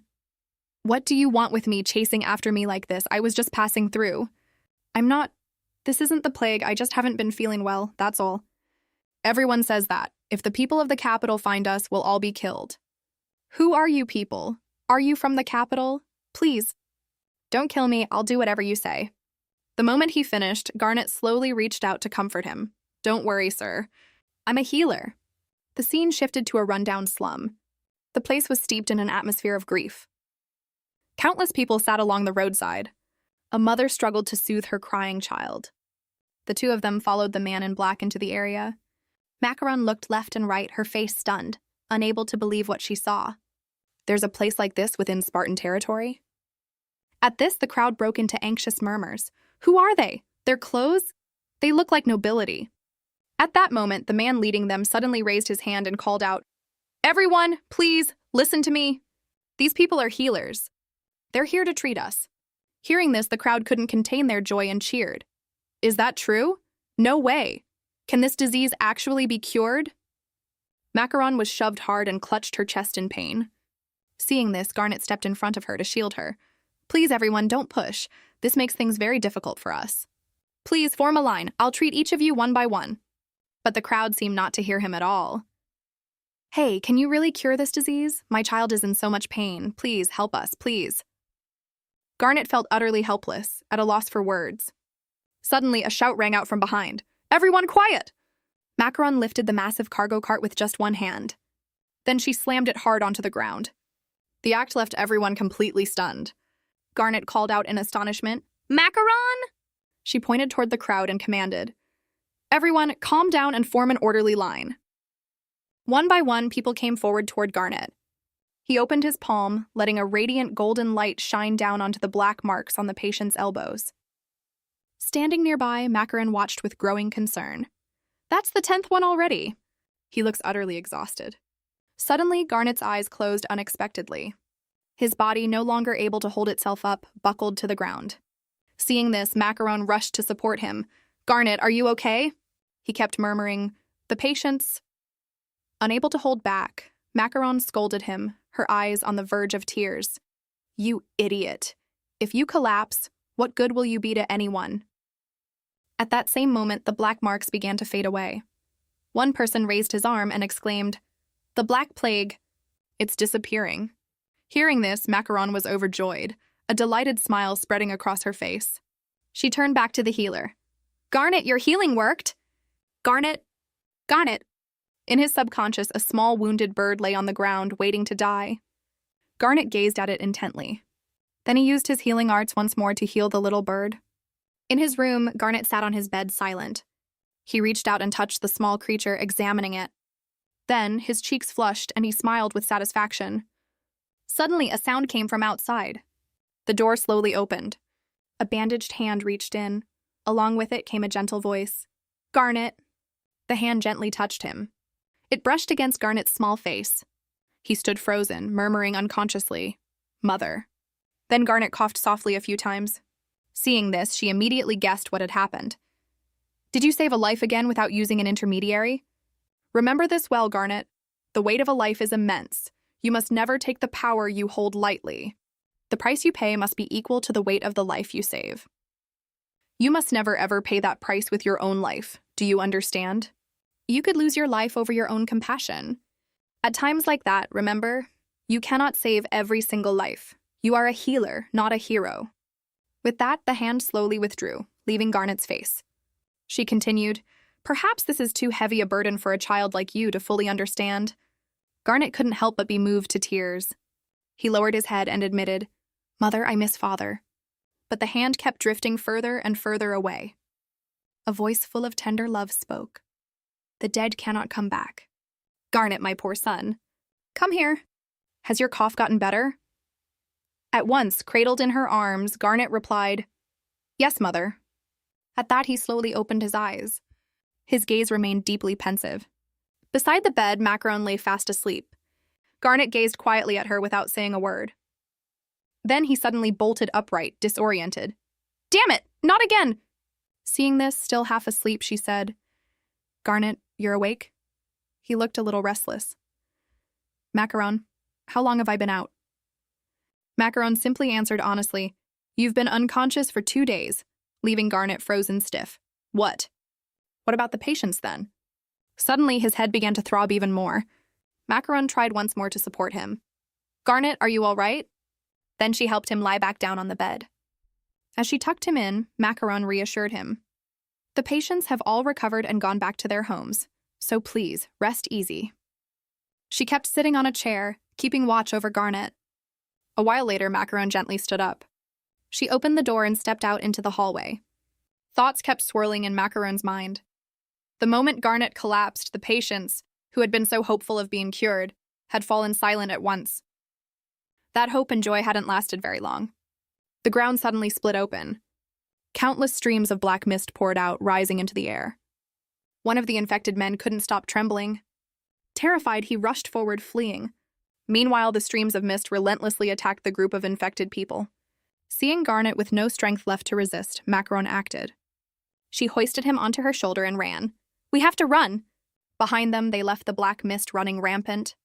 Macaron glanced back anxiously. "The two of us alone can't solve this." Back to the present, she turned toward her desk. On it lay a letter with the heading, "To Lady Macaron." Macaron! She slowly and carefully opened it. A letter from His Highness the Crown Prince. This might be my chance. Macaron immediately began writing a reply. She poured all her focus into crafting the letter, a request for help. The scene shifted. Tart read the words inside intently. "To my dear Highness the Crown Prince, I have something I'd like to return to you. Could you spare a little time for me?" Reading this, Tart couldn't help covering his mouth, grinning with delight. He seemed to have already guessed the outcome. Just as I thought. Countless letters lay scattered across the floor. A cheerful maid looked at the golden-haired boy sitting on his chair. "These are all the letters and chocolates sent to your Highness for this year's Thanksgiving. Shall I read each one to you?" But he showed no interest at all. "Never mind, just throw them all out." The maid could only blink, her eyes wide with astonishment. Then she noticed a neatly wrapped gift once more and said, "Your Highness, chocolate from House Custard has arrived too." "Oh? It's been a while since we've heard anything from Lady Eccles, hasn't it? As expected, my prince really is quite the popular one." Perhaps Lady Eccles still holds a bit of admiration for His Highness the Crown Prince. Meanwhile, Tart smiled faintly to himself, thinking, "Just as I thought. No one can ever refuse me." The scene shifted. Macaron was dressed in a magnificent gown. Standing before the gates of the Crown Prince's palace, she spoke up. "I'm back at the palace again." A moment later, Macaron unconsciously glanced to the side. Seeing Tart standing there waiting for her, a thought crossed her mind. This country currently had no prime minister, since it was the Crown Prince who handled the running of the empire alongside his father, the Emperor, who was still fighting valiantly on. And ever since the Crown Prince had taken part in state affairs, the empire had flourished remarkably over these past 8 years. Not only was he noble and refined, he also excelled in both scholarship and swordsmanship, making it impossible for the empire's people not to adore him. Rumors about his romantic entanglements with various young ladies never seemed to stop, leaving the public endlessly curious about who he would eventually marry. If the whole empire found out about this, I might get stoned to death. Just thinking about it was exhausting enough. This fragrance? Where is it coming from, I wonder? Suddenly, the steward walking ahead called out unexpectedly, "This way, my lady." At once, Macaron's eyes lit up, sparkling. Before her lay a rose garden in full brilliant bloom. Unable to hold back her amazement, Macaron looked around, marveling. So this is where that fragrance in the hallway was coming from. A flower like this really exists. Its appearance, its scent, so beautiful. But why does it feel so familiar to me? Just then, footsteps approached from behind. "It seems you're quite fond of flowers, my lady." Macaron, drawn by the sound, quickly turned to look. She found Tart had appeared behind her without her noticing at all. "Your Highness, the Crown Prince." The daughter of House Spartan greets the son of the Empire. Hearing this, Tart laughed cheerfully. "Today you're just as radiant as a little berry. You look absolutely lovely." Macaron placed a hand over her chest and laughed bashfully. "Thank you, Your Highness." Then Tart suddenly changed the subject. "This is a flower bred by the royal family. It doesn't even have a name yet." He plucked a stem and handed it to her. Tart spoke calmly, unhurried. "If you like it, I'll have a bouquet made for you." Hearing this, Macaron put on a pitiful expression, clutching it close to her chest and sighing. "It would be such a shame to pick it. There's no need. The scent of this flower is truly wonderful. There's something so nostalgic about it. It's as if I've smelled this fragrance somewhere before." Hearing this, Tart looked utterly astonished. "Is that so? This flower variety hasn't even been officially unveiled yet?" Macaron seemed to realize she'd said too much. "It was just a passing feeling of mine, Your Highness. Please don't worry about it." Tart replied gently, "I see. By the way, my lady, you forgot my coat, didn't you? Coming all the way here empty-handed." At once, Macaron quickly denied it. No, I already gave the coat to one of your attendants earlier." Tart simply smiled warmly and explained, "Honestly, it wouldn't have mattered even if you hadn't brought it. I only wanted to see you again, Lady Macaron." After their brief conversation, both of them instinctively sensed just how different they were from one another. They sat facing each other, laughing warmly the whole time. And precisely because of that, they found themselves drawn even more to one another. Macaron knew full well she shouldn't be feeling this way. In that fleeting, sweet moment, Macaron suddenly remembered the reason she'd come here in the first place. Macaron set down her teacup and spoke. "Your Highness, there's something I need to tell you. A terrifying disease of unknown origin has been spreading throughout Spartan territory." Hearing this, Tart, chopsticks in hand, looked a bit confused. "A terrifying disease?" Macaron went on to explain. "Yes, I've realized my family alone cannot solve this problem. We need the royal family's help. I had intended to handle this together with the Earl of Terran from the east, but we simply don't have enough strength." Tart grew thoughtful. "Terran? You mean Lord Garnet, the heir of House Terran, a clan famous for producing plague healers?" Hearing this, Macaron was a little surprised. "Your Highness knows about Garnet?" Tart didn't hesitate to speak plainly. "It would be strange not to know about him. Isn't that the clan that was once stripped of rank and exiled to the Far East because of their inhumane medical experiments, their utter disregard for life? Could it be that he's the one accompanying you in your territory?" At this, Macaron immediately grew flustered. Why does it feel like this? Is this really that serious a matter?" Suddenly, Tart set his chopsticks back down on his plate. "Even supposing an outbreak did occur in your territory, why would he take on such a risk just to help you deal with something so serious?" Sweat poured down Macaron's face like a river. "Your Highness, I'm fine. This was my own decision." Hearing this, Tart grew deeply concerned. "You must be going through so much. The royal family will step in and investigate this matter, so please don't worry." Unable to hide her emotion, Macaron sprang to her feet. "Do you really mean that?" "Thank you, Your Highness. Thank you so much." "Wonderful. With this, Garnet can finally ease some of his burden." Meanwhile, Tart sat across from her, a gentle smile spreading across his face. The sky gradually darkened toward evening. Macaron stood up. "Well then, if you'll excuse me, I should be going." Tart looked at Macaron a little flustered. May I come visit you here again?" At once, Tart seemed more than willing. "Of course, as many times as you like." After that, he stood there, watching Macaron's figure fade into the distance. Tart kept his gaze fixed on her, saying nothing at all. Elsewhere, Macaron walked past a hallway lined with luxurious furnishings. A head of dark hair suddenly flashed past nearby. Unable to resist her curiosity, Macaron scanned around, searching. It was two young women, also dressed in elegant attire. Macaron's eyes went wide. She stared at them, calling out in surprise, "Ackley!" The three of them crossed paths in the spacious hallway. Macaron was the first to speak. "Hello?" Meanwhile, Eckel seemed anything but pleased, snapping, "What are you doing here? Do you have some private matter with the Crown Prince?" Dutroux could only stand there silently, watching the two of them. At this, Macaron hesitated, explaining anxiously, "It's a long story. Today's actually my first time here." Still, Eckel kept her displeased expression. "Once a month, I have a regular tea appointment with the Crown Prince, and today happens to be that day. Whatever the reason, I hope you won't do anything to throw off my schedule or my mood." With that, she walked off, leaving only Macaron and Dutroux in the hallway. Macaron kept staring after the retreating figure of the young lady from House Custard, watching Eckel storm off in anger. "I didn't mean to get in her way." At that moment, Dutroux slowly stepped closer to her. Noticing this, Macaron turned to look at her as well. After a moment, Dutroux finally spoke slowly. "It's been a while, Macaron." Hearing this, she couldn't hide her astonishment, eyes wide open. "Dutroux, it's so rare for you to be the one to start a conversation with me." Dutroux Claude Crescendo, the young lady of House Crescendo, a family that had gone bankrupt, leaving nothing but the name behind. When the research findings of the Countess of Crescendo, once celebrated for her breakthroughs in alchemy, were exposed as fraudulent, her family was forced to pay an enormous sum in compensation to their sponsoring institutions. In the end, the family collapsed entirely. Out of respect for House Crescendo's past contributions, the royal family, fortunately, chose not to strip them of their title.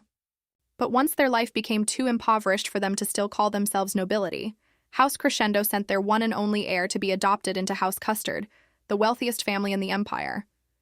That child was Dutroux. Back in the present, Dutroux seemed a little unsure of herself.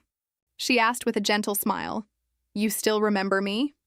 Which startled Macaron half to death. "How could I not? Aren't you always by Eckel's side?" "Why aren't you going inside?" Dutroux answered plainly, without hesitation, "Because this tea party is for the two of them, not for me." Macaron was utterly stunned. "So you're just going to stand out here and wait?" Dutroux replied calmly, "It's fine. Just watching the royal family is enough to make me happy." At this, Macaron's cheek suddenly flushed. Then, she quickly extended an invitation. "If you'd like, would you want to take a walk with me? It'd be a good way to digest all that tea and pastries anyway." But all Macaron got in response was a small, knowing smile.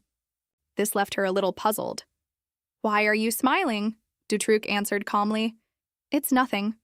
I just realized this is the first time we've ever talked just the two of us like this." Walking beside her, Macaron looked at her for a long moment. Then she turned her face away again. "Is that so? Dutroux, if it's all right, maybe next time?" Macaron suddenly recalled. The evening sunlight, something she'd missed out on from staying indoors so much, felt warmer than she'd ever imagined. Night had fallen, and a full, perfectly round moon hung suspended over the mansion. Standing by the door, Macaron called out softly, "Garnet, I'm home." "Huh? Where did he go?" Seeing this, she hurried out of the room and ran into a maid passing by. She quickly asked, "Meringue, have you seen Garnet anywhere?" The maid answered calmly at once, "It's probably because the sky's full of stars tonight. The flower garden is quiet and peaceful." Macaron walked along, glancing around as she went. Suddenly, her eyes lit up. Macaron spotted Garnet, his eyes closed. He sat on a small backed chair in the middle of the garden. Carrying a pot of flowers, Macaron approached him. "Garnet, are you asleep?" Garnet, the lines of his face, were as soft as fresh chocolate. People from other continents probably found it amusing, hearing names from the new continent. Because on the new continent, there was a tradition that naming children after food would grant them a long, healthy life. The hope and wishes for someone's happiness hidden behind these amusing names would also be passed down. And the stories told would touch the hearts of generations to come. Macaron reached out and touched the back of his hand. Kneeling on the ground, she looked up at him. "I believe in you, Garnet. Garnet is someone with the power to help others, a true healer. I want to become a source of strength for Garnet, too. I want to protect Spartan territory from that terrifying, unexplained Black Plague, even if it means using every bit of strength I have." Suddenly, her expression turned to alarm. Macaron unconsciously looked down at her own palm. What is this? This feeling, like nothing at all? Then, without understanding why, she slammed her elbow hard against the wall. After that, Macaron collapsed to the ground. At that same moment, Garnet's eyes flew open. Utterly stunned, he shot upright. Macaron, what's with that position? On the ground, Macaron's eyes looked strangely vacant, her face covered in cold sweat.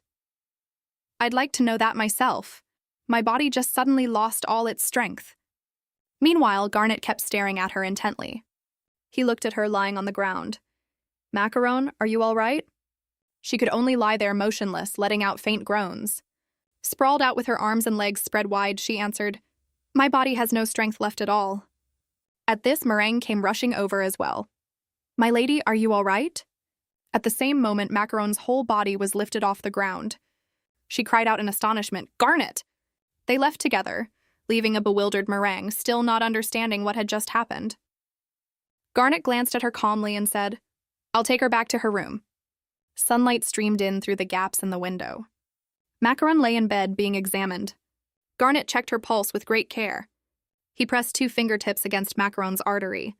Meanwhile, she could only lie there quietly, watching the man before her. After a moment, Garnet slowly let go of her hand. He tilted his head slightly. You're perfectly healthy, leaving Macaron unable to believe it. That can't be right. Garnet touched his chin, deep in thought. He slowly explained, I think I must have used your strength as an intermediary source, which is why I was able to recover. Before you arrived, my mana had nearly run dry from treating so many people without an intermediary. My body's condition wasn't able to return to normal anymore. But this time, it felt as if an empty glass had suddenly been filled to the brim in the blink of an eye. So this turned out to be the source of Macaron's power. Receiving your help is a good thing for me, but how are we going to restore Macaron's terrifying strength? Hearing this, Macaron couldn't help but swing a fist at him. Terrifying strength, huh? I'll have you know I'm a proper lady. Hearing this, Garnet simply smiled gently. Is that so? Personally, I think you're wonderful. At the same moment, Macaron was utterly astonished. He had blocked the punch she'd thrown with everything she had. Wasn't that punch far too weak? That's the strength of an ordinary lady? No, maybe this is actually a good thing. If my extraordinary strength disappears, will the prejudice surrounding me finally start to ease even a little? If I were just an ordinary child, I never would have hurt anyone, and I never would have had to endure such lonely days. I miss my mother. When will I ever stop feeling this uneasy and alone? Seeing the scene before him, Garnet's eyes went wide. He watched the girl before him bow her head, tears streaming down her face. Garnet grew a little worried. Macaron, are you crying? But she denied it. I am not. At this, Garnet grew even more concerned and gently touched her shoulder. It's nothing to be ashamed of. Witnessing his caring gesture, Macaron's eyes widened in surprise. Garnet, too, narrowed his eyes, studying her. After a moment, he shifted slightly. I'm sorry for pushing you so hard. If it's all right with you, I'll stay by your side until we find a way to restore your strength, Macaron. I won't leave you alone. Meanwhile, Macaron could only stare at Garnet wide-eyed. Then she broke into a contented smile. The two of them sat facing each other, thoroughly embarrassed. To break the tension, Macaron curled up slightly. I'm hungry. Should we eat something first? Meringue! At once, the maid quickly agreed. Yes, my lady. A cart piled high with sweets was brought in. Macaron devoured one treat after another without pause. She seemed to have completely given up on keeping up appearances. Her stomach gradually swelled from being so stuffed. As time passed, Macaron praised happily, This is so delicious. Garnet, sweating a little, looked flustered.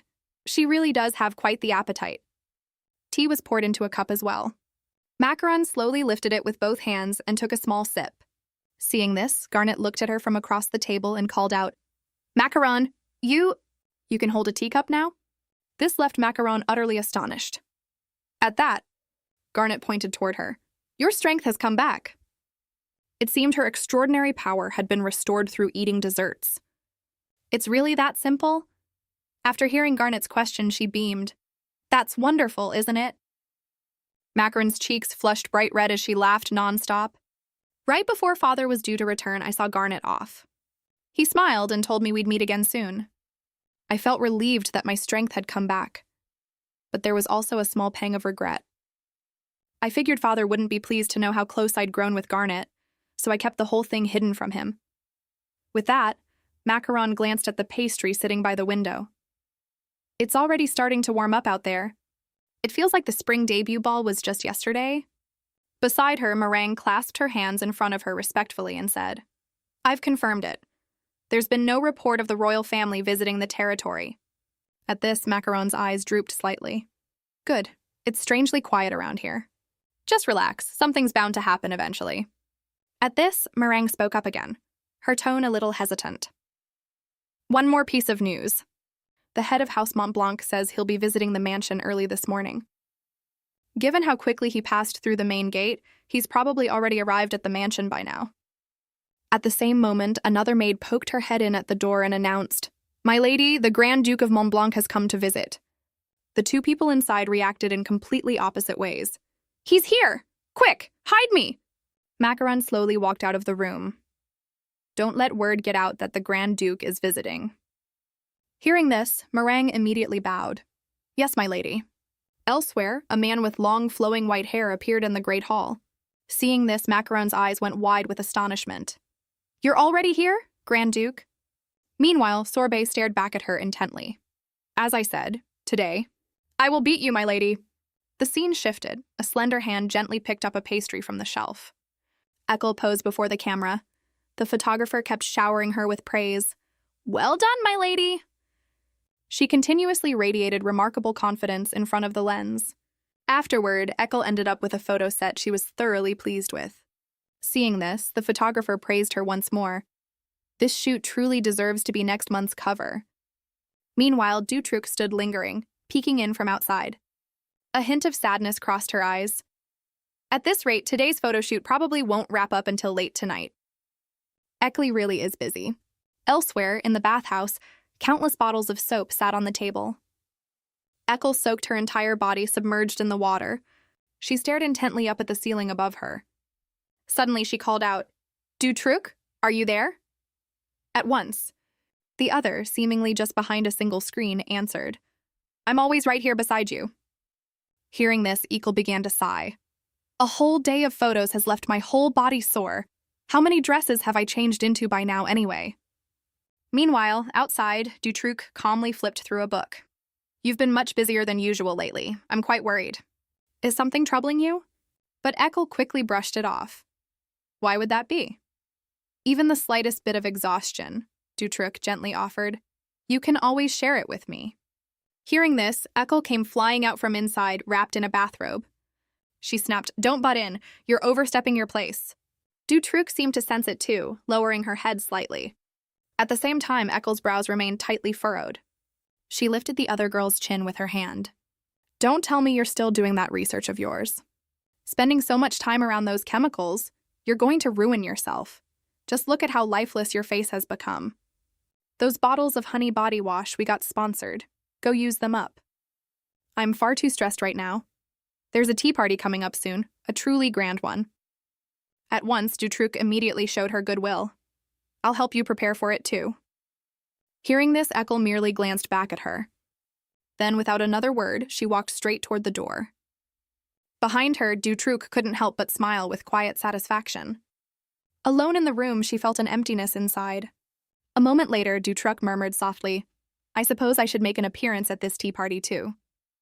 The decorations the servants pick out will never satisfy Eckel. The tableware has to come from the south. Lately, seashell-inlaid teapots brought back from the southern coast have been all the rage, too. I need to place an order quickly and bring them back so we're not outdone by any other tea party. If I decorate the garden with Spartan berries to match this year's pink-purple theme. That's right, I need to go to Spartan territory. If I bring back the seeds and plant them now, the crop will be ready by autumn. Are you listening? Mereza. Hearing this, the black cat quickly mewed in response. It began circling around where Dutruc stood. Seeing this, she understood at once. You really want to go outside, don't you? Long ago, back when witch hunts still raged everywhere, true witches disguised themselves as ordinary people to hide their identities and keep themselves safe. Whether a person became a witch wasn't determined by heredity. It was purely random, a matter of fate. A low, deep voice once spoke. This will be your home now, Dutruc. Ever since she was young, Dutroux had known she was different from everyone else.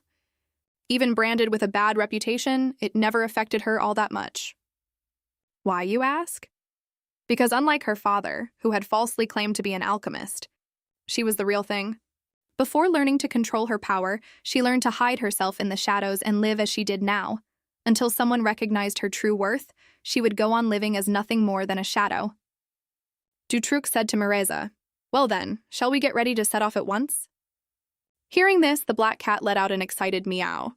A thought crossed her mind, like a friend who devotes her whole life to standing by her master's side. Gentle sunlight stretched across Spartan territory, also known by the name Tilden.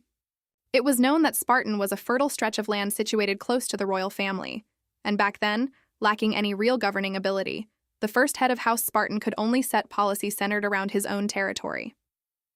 Yet the territory's earliest residents proved to be remarkably hardworking and gentle-natured. House Spartan began implementing policies centered on the territory itself, and farming and gardening, their signature skills, became the region's core industry. Dutroux thought to herself, "This matches everything I'd already looked into. But seeing it with my own eyes, they're even more prosperous than I expected." Dutroux grew thoughtful, a hint of confusion crossing her mind. This place wasn't far from the royal family at all, yet the roads here were so outdated. Did they simply not know how to manage things? It'd be wonderful if Tilden could become a hub for all sorts of different industries. By the way, hasn't the Spartan berry come into season yet? Dutroux gently sat down, her gaze drifting over a flower bed, bursting with vividly colorful blooms, as if searching for something, but she couldn't find it anywhere. She began turning her head, looking around. Let me try that flower shop over there instead. Suddenly, Dutroux thought of Ekle. If she found out I went out without a maidservant, Ekle would surely fly into a rage. I won't stay out long.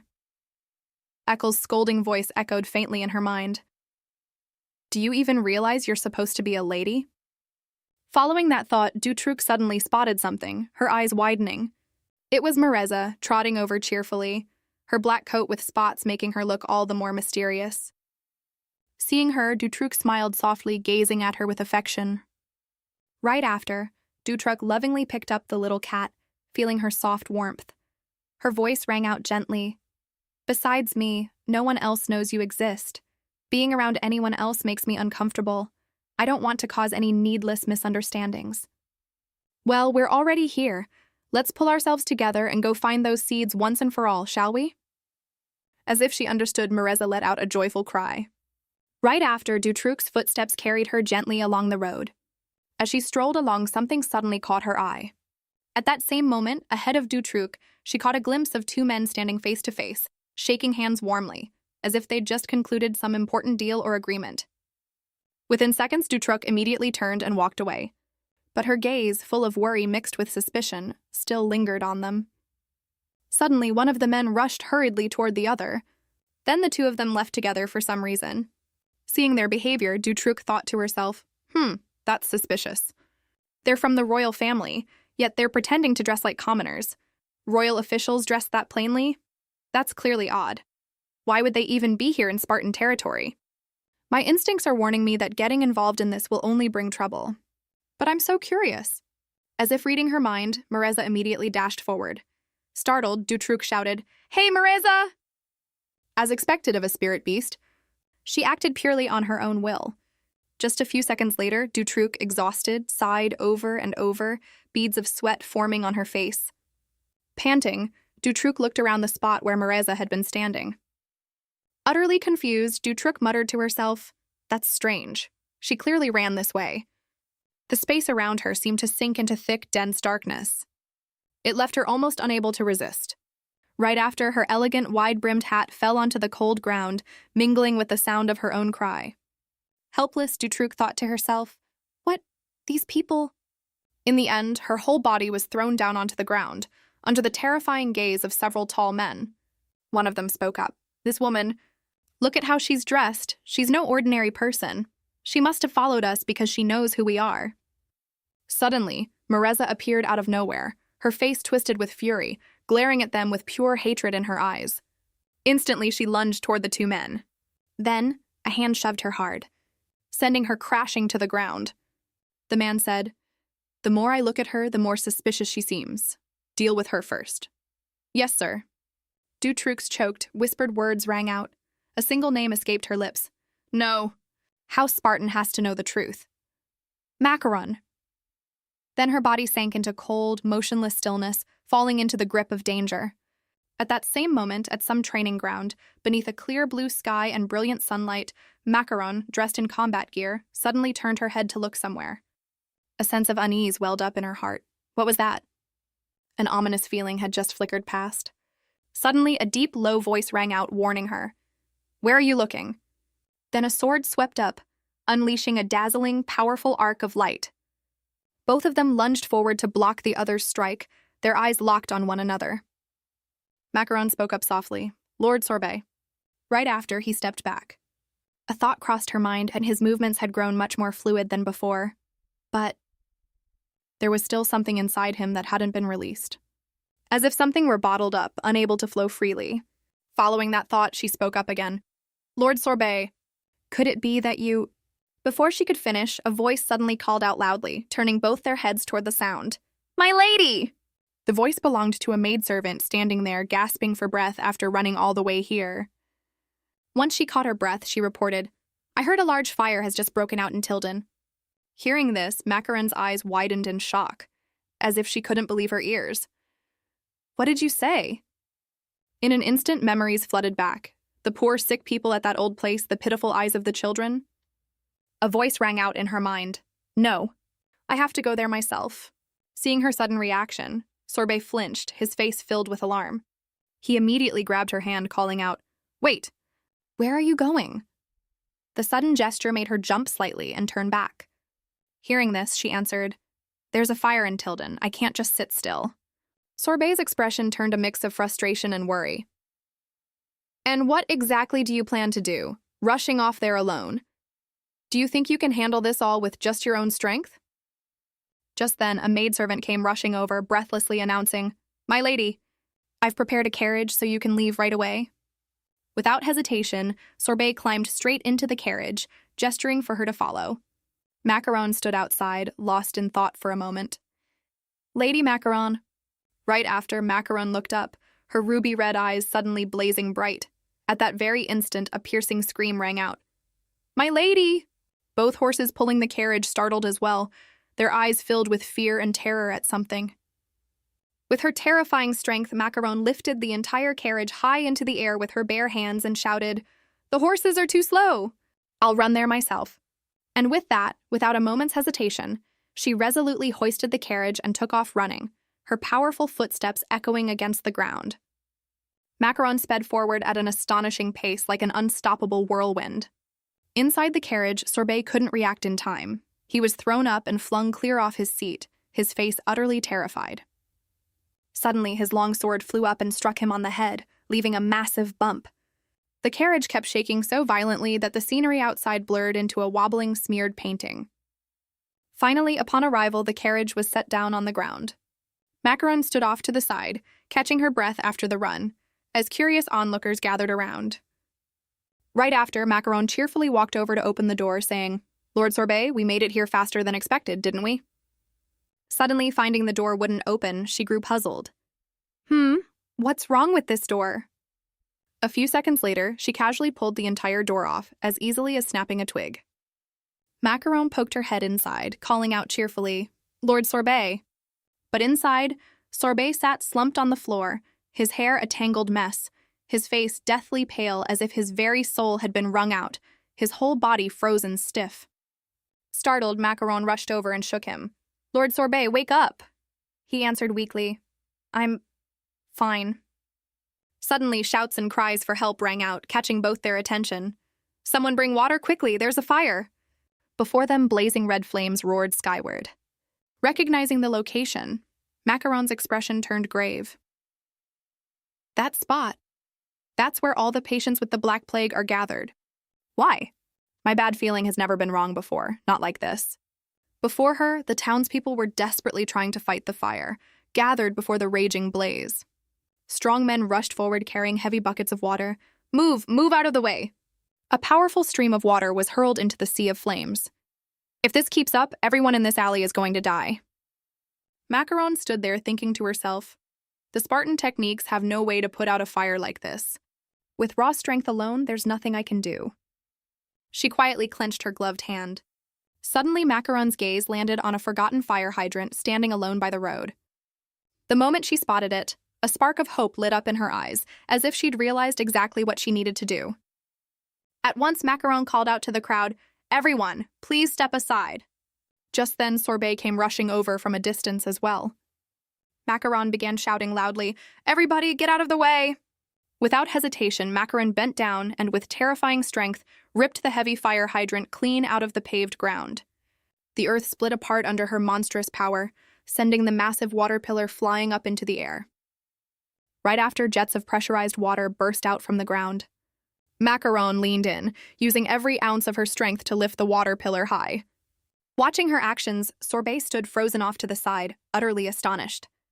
A powerful, ice-cold stream of water shot out, surging toward the raging, scorching flames. Watching from a distance, Sorbet witnessed the whole scene. He exclaimed in shock, his eyes unable to believe it. That? She ripped it out of the ground with pure strength alone? Macaron kept going undeterred. A ball of golden, honeycomb-shaped energy began forming in her hand. Macaron combined her blazing golden energy with the rising stream of water, forming the Spartan secret technique, Armadillo's Barrier. Instantly, streams of water surged forth, engulfing the raging flames, creating a spectacular, astonishing sight. The onlookers watched in amazement, unable to understand what had just happened. What was that? Such a small body possessing such terrifying strength. She's no ordinary lady. Could it be? That's the young lady of House Spartan? The one who hasn't set foot outside in 10 years? Suddenly, chunks of wood destroyed by the fire came crashing down onto the ground. The falling debris kept striking the people below, sending them into screams, panic rising once more. Seeing this, an elderly woman, her face set with determination, urged everyone on. "What are you all still doing? Hurry and get water from the hydrant." The fire raged on, surging in waves as if completely out of control. In some corner, a powerful hand suddenly gripped her wrist. Sorbet shouted, "Wait! You're rushing in here alone to do something, aren't you? You're acting completely differently from usual right now." Macaron didn't answer, her eyes full of countless unspoken thoughts, simply gazing at him in silence. Sorbet pressed on, "You're hiding something. Tell me, what happened in this alley?" Just then, Macaron's crimson eyes looking at him betrayed a flicker of worry. Right after, a memory of Garnet surfaced in her mind. Invisible questions came flooding in one after another. Is Lord Sorbet someone I can trust? Would he accept the Black Plague spreading through this alley and see Garnet, a man from House Terran, for who he truly is? Following that thought, she let out a quiet sigh. Right after, Macaron's eyes welled up, her voice trembling as she spoke. "Lord Sorbet, will you help me?" That fragile question stopped Sorbet in his tracks. "You—" Tears kept streaming down her beautiful face. Sorbet fell silent. Right after, Sorbet started walking, his footsteps echoing across the scorching ground. He walked past her, his voice quiet but firm. "Stop crying. A true leader cannot let their emotions control them." With that, Sorbet let out a sigh. A few seconds later, he swung his sword in one decisive motion. His blade sliced clean through a piece of blocking debris, shattering it into countless splinters. Witnessing this, Macaron stared at him, dazed. Seeing this, he turned back slightly, saying in a low voice, "Are you planning to just keep standing there?" Hearing this, Macaron flinched slightly. She quickly wiped away her remaining tears, answering, flustered, "No, I'm not." Regaining her composure, Macaron led the way. "Let's go this way." Their footsteps moved hurriedly and decisively across the blazing ground as a thought quietly formed in her mind. Help Garnet. But with just her own strength alone, in the end, there was nothing she could do. Once she saved the patients, she would tell her father about the situation and seriously push forward with disease prevention efforts in Tilden. So everyone, please all of you survive. Following that thought, Macaron and Sorbet stepped inside together, everything beneath their feet crumbling to ash in the flickering flames. Sorbet scanned the surroundings warily, his cold violet eyes sweeping every hidden corner. "Strange. There's nothing here at all. There's supposed to be someone here, right?" Suddenly, Macaron stopped in her tracks, her wide eyes flashing with surprise at something ahead. Amid the raging flames, Mareza, wounded near the eye, gazed weakly toward her. Startled, she cried out, "A cat!" Sorbet and Macaron stepped closer, her voice still tinged with surprise at finding such a small creature amid all this danger. "Why is it sitting here all alone?" Macaron looked at it, her face full of confusion and worry. "Who are you?" Mareza let out a soft meow. Right after, Mareza turned and darted away. Seeing this, she cried out, chasing after it in alarm. "It's dangerous! Wait!" Just after, it stopped right in front of a door, turning its head back, its eyes fixed intently on the two of them. Suddenly, Mareza began scratching at the door repeatedly. Seeing this, Macaron grew puzzled. "Is there something in there?" "Step back." With that, she rushed forward, and her punch shattered a hole through the door, sending the cat flying out. At that exact moment, a hand caught its small body. For a single silent second, Sorbet looked at it with distaste. Right after, he shoved it away, making it let out an angry hiss. Then a streak of crimson claws flashed past. At the same moment, Macaron's voice rang out, "Let's go inside." Seeing Sorbet's irritation, she was confused, not understanding at all. After that, the two of them stepped inside together, into a room shrouded in an eerie, terrifying silence. Her footsteps echoed softly across the floor. Sensing a strange shift in the air, she raised a hand to cover her nose. This cold draft? Immediately noticing something ahead, Sorbet's voice rang out in warning. "Macaron, look ahead." Before them, a pair of hands bound tightly with white rope. A painfully familiar figure. In one corner, Dutroux now sat there, bound. Recognizing her, Macaron cried out in shock, "You... Dutroux?"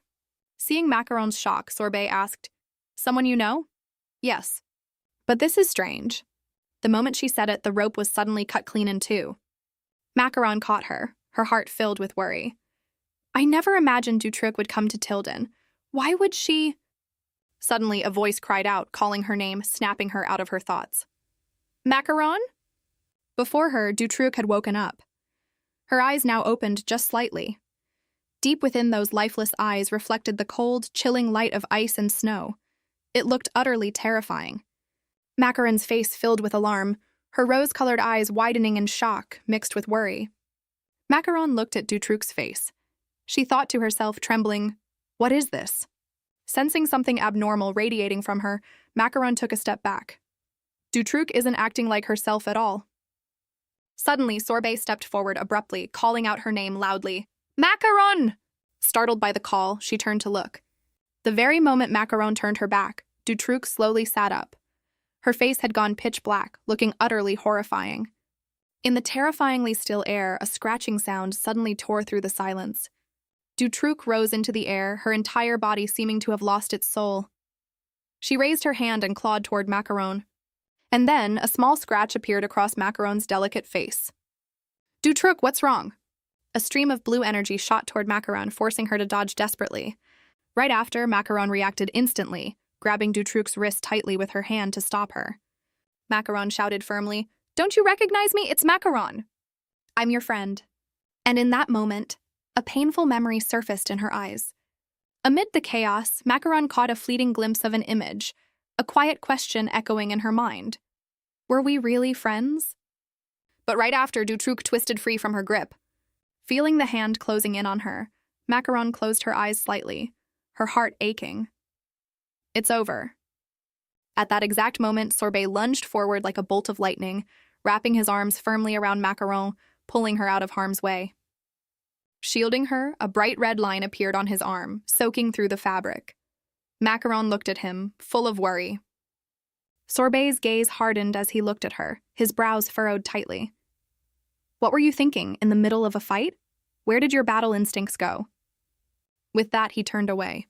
Seeing this, Macaron cried out, "Lord Sorbet!"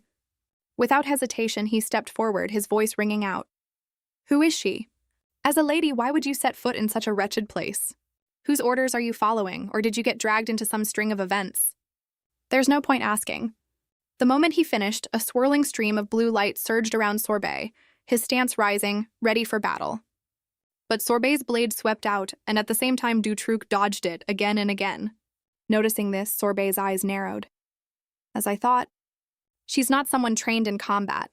I can't sense any real fighting spirit from her at all. She's completely exposed." Following that thought, as if he'd found her weakness, The moment Dutroux leapt up, Sorbet immediately ducked low and struck. Right after, Dutroux took the hit and crashed to the ground. Seeing this, he thought to himself, unpredictable. It's as if she's fighting on pure instinct. That makes her all the more dangerous. She needs to be eliminated. Suddenly, a pair of hands reached out from behind, grabbing the hilt of his sword. Macaron's face was full of worry, her eyes shimmering, as she spoke softly. Lord Sorbet, don't. Drawing a sword on someone who isn't a knight goes against the very code of chivalry. Dutroux isn't herself right now. Even her being here at all is deeply strange. I have to help her. Hearing this, Sorbet fell into thought for a moment. Then he answered, if she weren't a warrior, both of us would already be dead the moment we stepped into this house. Do you even understand how serious this situation is? She answered firmly, I understand, but please, give me a chance to make this right. Because Dutroux is my friend. With that, Dutroux unleashed an attack of glittering ice-cold shards. The sheer force of those shards came hurtling toward her with wild intensity. Instantly, Macaron blocked it. But Dutroux didn't stop, continuing to unleash blow after powerful blow. This time, Macaron took the hit and was knocked flat onto her back. Witnessing this, Sorbet stood off to the side, worry and panic flooding his voice as he cried out, Macaron! Macaron's expression turned serious, and she let out a quiet sigh. Right after, she stood back up, her face hardening, holding sharp shards of ice in her hand. Dutroux's face remained utterly blank. Right after, Macaron rushed forward, shouting, Dutroux! The shards of ice shot swiftly toward Dutroux. Then they plunged straight into her body, sending her flying backward. But a voice suddenly echoed in her mind, I'll help you. Following that thought, she unleashed another powerful strike. Sharp shards of ice pierced into Dutroux's arm. Now, Dutroux's entire body was pinned to the wall by the glowing, sharp ice shards. Looking at her, Macaron thought to herself, but how do I do this? Suddenly, a pair of small paws covered in dark spots stepped forward. It was Mareza, striding boldly between her and Dutroux. Seeing this, Sorbet and Macaron were bewildered, not understanding at all. Right after, it let out a happy cry. Then it slowly approached Macaron's feet. After that, it nuzzled against them. Instantly, Sorbet, alarmed, pulled her back into his arms. Suddenly, the air fell completely silent. Images from within Dutroux's memory surfaced. At that time, the voices of those men echoed. Captain, what do we do with this girl? Seems she's realized we exist. We can't just leave her be. Burn her along with the whole slum. Dutroux lay face down on the cold ground, her eyes hazy, murmuring weakly in her mind. No, I have to tell someone. Tell Macaron. In a room engulfed almost entirely in flames, Dutroux sat bound to a chair in the center. Mareza cried out anxiously.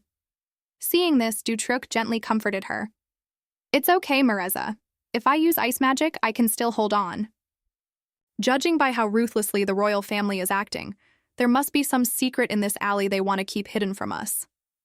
Mareza, hear my order. Until someone comes to help, protect the people in this alley. At once, Mareza let out a happy cry in response. The scene shifted. Macaron and Sorbet stood in the dark room watching a swaying tail.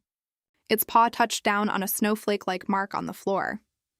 Seeing this, Macaron looked puzzled. That isn't an ordinary snowflake. At the same moment, Mareza let out another meow. One paw pressed against the outer edge of the snowflake mark. The force behind it was incredibly strong. All three of them stared at each other in silence. Macaron's face suddenly filled with confusion. She raised both hands to shield herself, avoiding the blinding light striking her eyes. Macaron's eyes went wide with astonishment. She began glancing around herself. Macaron began to feel utterly bewildered.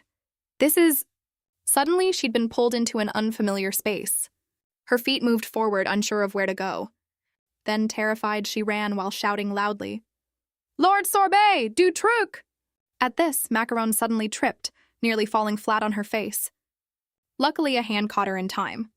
Overjoyed, Macaron turned around and called out, Lord Sorbet. But it wasn't him. The figure looked at her with a mocking expression. Well, sorry about that. Looks like I accidentally dragged you in here too.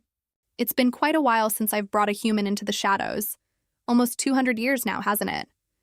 At once, Macaron quickly yanked her hand back, demanding angrily, Who are you? Meanwhile, the figure remained calm. You don't recognize me? It's me, Marisa. Hearing this, Macaron felt a jolt of fear. Dutrook's spirit beast? A spirit beast? A cat? Hearing this, Marisa snapped furiously. A cat? Anyone can see I'm clearly a panther. Incredibly powerful, I'll have you know. But the figure merely shot her a mocking glance. A panther? Yeah, right. This only made Marisa more furious. I absolutely do not believe that. Whatever, I'll send you back to where you're supposed to be. With that, he gave a light snap of his fingers. At once, another space instantly appeared. Holding Marisa in her arms, Macaron gazed off into the distance. This is just outside Tilden. Is this place safe? Suddenly, Sorbet's voice rang out from behind. Macaron! The moment she saw him, she didn't hesitate to speak. Lord Sorbet. And Dar at this, Sorbet slowly continued, everyone's safe. It seems everyone was evacuated using teleportation magic before the fire could spread. Based on the memories I saw through Marisa, this girl saved a great many people. Hearing this, Macaron slowly walked over to Dutrook. Unable to hold back her tears, she wiped her face. I'm so relieved everyone is safe. Thank you, Marisa. After that, Macaron fell silent once more. Behind her, Sorbet watched her with concern, saying nothing either. A moment later, he crossed his arms, his expression turning serious. In Dutrook's memory, there were strangers suspected to be from the capital. If what happened in Tilden is truly connected to the capital, then this matter has just gotten far more complicated. Macaron's face remained clouded with worry. A thought immediately crossed her mind. She had to tell Garnet about this right away. The scene shifted to a mansion bathed in the colors of the setting sun. Garnet, wearing glasses, sat at his research desk. He looked at the pile of medical instruments on the table. Healing through an intermediary has its limits. If I keep relying on Macaron's extraordinary strength, she'll end up in danger. If patients can't build their own immunity, I need to research a cure. Elsewhere, Eckel, dressed in a fashionable gown, glanced behind her. Seeing the person who'd just arrived, she called out quickly, Your Highness! You're here, I've been waiting for you. Hearing this, Tart narrowed his eyes slightly. You're here again today too, Eckel. A table of tea and pastries was laid out before them. Eckel kept chattering away. So, there's this huge fish living in the pond in front of my house. But that fish swallowed my pearl earring, the one I'd dropped. It was the only one of its kind in the world, crafted by a master artisan. Such a shame, really. Suddenly, Tart abruptly stood up, cutting her off. It's time for me to return to matters of state. I had a really good time today. A little flustered, Eckel laughed awkwardly. Already? Time's up already? Then she followed after Tart. Her gaze was caught by the flowers lining the path. Seeing this, Eckel quickly spoke up. Your Highness, no matter how many times I look at it, it's just so beautiful. This flower only grows within the royal family, doesn't it? Might I keep just one bloom? I'd love to have it. Hearing this, Tart fell into a brief silence. He coldly refused. Well, you see, this is a variety still under research, so I can't give it to just anyone. The words cut through Eckel like a blade. Just anyone. Meanwhile, Tart remained perfectly composed. Let's go. I'll see you home, Eckel. Behind him, Eckel's face clearly betrayed her anger. Him saying just anyone, huh? Eckel couldn't stop sinking into her own thoughts. The moment we met, I could just sense it. He's just like me. Shoulders always perfectly straight, not a single hair out of place. A gaze that seems to see straight through anyone's inner self. In fact, he surpasses me in every single way. Even when he feels awful, he never lets it show. Instead, he layers on kindness after kindness to cover it up. He's exactly like a tart pastry made from perfectly folded dough. The pastry was lifted to her mouth. Seeing this, the photographer praised her. Perfect, my lady. This time, place the compote right beside it and enjoy it as you go. At once, Eckel quickly smiled and agreed. Sure. At this, the maid standing nearby spoke up gently. My lady, you didn't eat anything last night? And now you're working while eating something this rich, too. You must be feeling quite happy about it, huh? A knife spread a thin layer of jam over the surface of the pastry. Eckel continued eating it slowly. At this, the photographer, snapping away, praised her at the same time. Perfect, my lady. Now that's a true work of art. The camera's flash kept firing in front of Eckel. She looked at the piece of pastry, breaking out in a cold sweat. Eckel sank once more into her own thoughts. Did I really just let that slide? I still need to prepare for the next magazine cover and the tea party. At the same moment, the photographer looked a little displeased, wagging his finger. No, no, my lady. You're still lacking sincerity. Why don't you actually taste it yourself this time? At once, Eccle's entire body went rigid. There's no way out of this now. Fine, just a little. Just a tiny bit. Meanwhile, the maid standing beside her asked with a smile, My lady, are you pretending to eat again? You'll never get this done that way. Unable to hold back her anger, Eccles snapped, What? You worthless— Once finished, the maid, applying a face mask to Eccles, said, You worked hard today too, Lady Eccles. Even after taking off your makeup, your skin still looks this beautiful. Hearing this, Eccles' face twisted with irritation. Crossing her arms, she sulked. All of this is because Dutruc isn't here. Even with a tea date with His Highness Tart, I can't afford to skip a photo shoot. A while later, Eccles stepped out of the room, still wearing her face mask. She spotted a figure standing silently in a corner. Terrified, she screamed, pointing toward it. Eccles demanded furiously, What is that? You scared me half to death, Dutruc! Where have you been? Coming back only now. Not a word from you. Late again, just like that. But the other simply flashed a gentle smile. I'm sorry. I went to Tilden to order flowers and a teapot for the tea party, but I got lost in a little alley, so I came back late. Eccles still hadn't cooled down. Tilden, isn't that Spartan territory? But she received no response. Dutruc gently walked closer to Eccles. Eccles. This left her utterly speechless, unable to say a word. Meanwhile, Dutruc spoke calmly. I'm going to rest now. See you tomorrow, Eccles. Hearing this, Eccles unconsciously turned to look behind her. She couldn't help but scream at the sight of 2 orange slices lying on the ground. Her fruit face mask had already fallen right off. The scene shifted. The great door swung shut. Exhausted, Dutruc sank down, leaning her back against the door behind her. She closed her eyes to rest. Seeing this, Mareza, deeply worried, approached and nuzzled her paw against Dutruc's foot. Lowering her gaze to look at her, she answered, I'm fine, Mareza. The clock has already started turning back. 3 hours earlier, in the alley, Dutruc had lain motionless on a thin mat. Suddenly, someone raised their hand. She asked, puzzled, You're Lady Macaron, aren't you? The next head of House Spartan? Her behavior isn't ordinary at all. Her noble bearing and attire, along with her extraordinary strength. As far as we know, there's only one person who fits that description. At that moment, the man who seemed to be their leader couldn't help but drop to his knees. He placed a hand over his heart, pleading earnestly, Please, convey our suffering to the Lord. The others exchanged glances for a moment. Then they too began kneeling. Please, save us. This left Macaron utterly flustered. Everyone, please don't do this. Stand up, all of you. Her eyes had gone blank without her even realizing it. Suddenly, a familiar hand caught hold of her. Sorbet, standing behind her, reassured her. Get a hold of yourself, Macaron. To them, you're their leader. If a leader doesn't hold firm, this place has no future. That Black Plague, if it isn't dealt with quickly, it could turn into an even greater catastrophe. Hearing this, Dutruc suddenly spoke up. I can help. I'm sorry, Macaron. She looked at the girl before her, unable to hide the emotion in her eyes. Dutruc. At the same moment, Sorbet placed a hand over his chest. He declared firmly, The North will help you too. Macaron's eyes welled with tears. Everyone, time-controlling magic does not exist in this world. Time manipulation magic ranks as the most difficult of all forms of magic, with spatial attribute alteration magic coming in third. It allows the user to control the position of objects and even the weather. Even more difficult than that is spatial teleportation magic. In the past, the Magic Association spent nearly 1,000 years determining the physical limits of those capable of spatial teleportation. Only verified mages could teleport without leaving behind any bodily fragments, hair, teeth, nails. To overcome this instability, spatial magic was refined to its ultimate form, capable of creating and moving an entire independent space. A magic that allows the transportation of an entire space, encompassing both people and objects, without any risk of leaving fragments behind. And they now stood in the midst of that very ultimate magic, something an ordinary person would never witness in their entire life. Carrying Dutruc in her arms, Mareza walked ahead and spoke.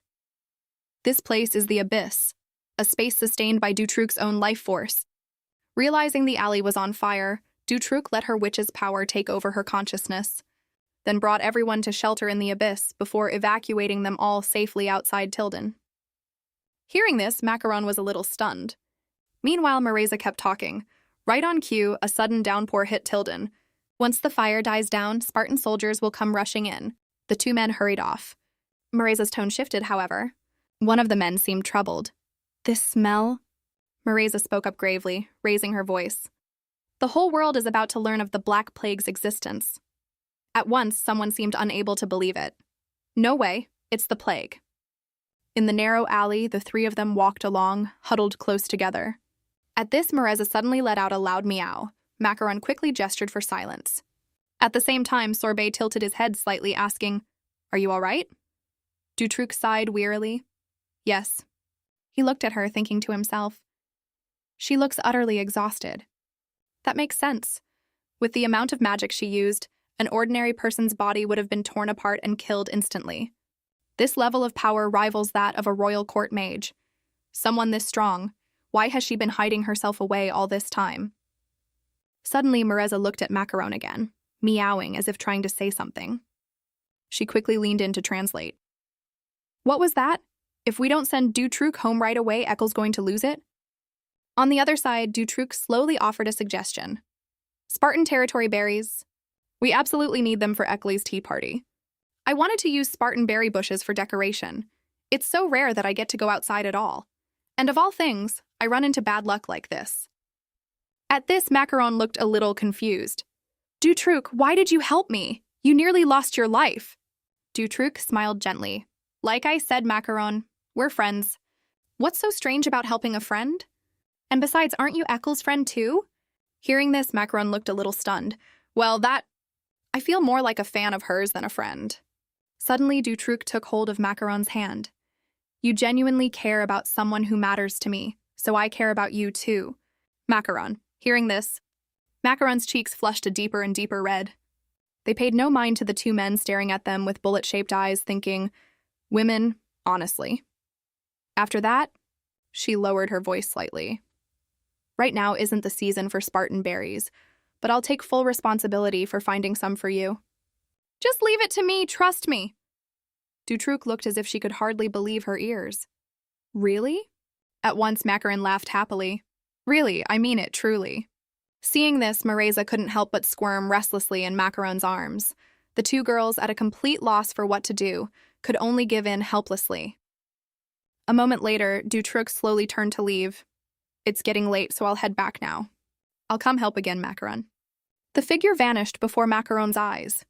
At this, no longer able to support herself, she sank to her knees on the ground. Seeing this, Sorbet rushed over. "Are you all right?" He helped Macaron up and supported her as they walked. She merely gave a faint, cool smile, her eyes deep in thought. Macaron asked quietly, "What do we do now?" As the sky gradually turned to evening, the sunlight glowed a deep orange. The head of House Spartan furrowed his brow coldly. "What is the meaning of all this? Why did you rush to that fire in the first place?" The three of them stood facing each other in tense silence. Then, breaking into a cold sweat, Macaron stammered, I was worried people might get hurt in the fire." The head of House Spartan let out an amused laugh. He pressed her immediately. "My daughter, who normally only cares for her garden and enjoying tea parties, who wouldn't leave the house even if her life depended on it, now suddenly steps forward herself out of concern that people might get hurt in a fire? Is that really what you're telling me? That deep alley, no one dares go near it because the plague is spreading there." At once, Macaron couldn't help but try to explain. "That must be it, Father. I just happened to wander in there by chance. I don't know anything else." Hearing this, the head of House Spartan placed a hand on her head. He shouted furiously, "Don't you dare make excuses, explain yourself now." Watching the scene, the head of House Spartan lifted Macaron's entire body off the ground with just one hand. Sorbet flinched, a chill running down his spine as he unconsciously stepped back half a pace. Then, furrowing his brow, he thought to himself, even if the head of the household believes in strict discipline, is it really right to treat a young lady this way? The moment that thought crossed his mind, the head of House Spartan suddenly whipped his head around, his gaze sharp as a blade piercing straight toward him. Then he barked gruffly, "You there, wolf! Speak up, what is going on?" Sorbet froze involuntarily, his throat suddenly feeling parched, and answered hesitantly, That. His eyes unconsciously flicked toward Macaron. To his surprise, he caught her pleading gaze, as if she were desperately searching for some faint glimmer of hope from him. Sorbet swallowed hard, then gathered whatever courage he had left to speak. The North stands with Lady Macaron. Macaron. Beyond that, I have nothing else to say. Hearing these words, the man's eyebrows shot together at once, and he suddenly let out an exclamation. Oh! Macaron. Then, without a shred of mercy, he coldly let go, letting her drop to the floor.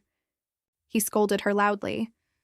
I believed in your potential, in the honesty within you, and I had already decided to hand you the position of Spartan's heir. And yet, you postponed your coming-of-age ceremony, rushed off to the debut ball, and came back in disgrace. Even when you neglected your training for the rest of the season because of it, I still believed you were simply lost, nothing more. So I was willing to wait for you to recover and stand back up. But if you keep acting in ways that shatter what little trust I have left... The position of heir, please, father, give it to my brother instead. As you wish. I will hand the position of heir over to your brother. Rushing in through the door along with 3 other maidservants, Meringue cried out in a panic, trying to stop him. You can't do that, my lord. Then she hurriedly dropped to her knees on the floor and took all the blame onto herself.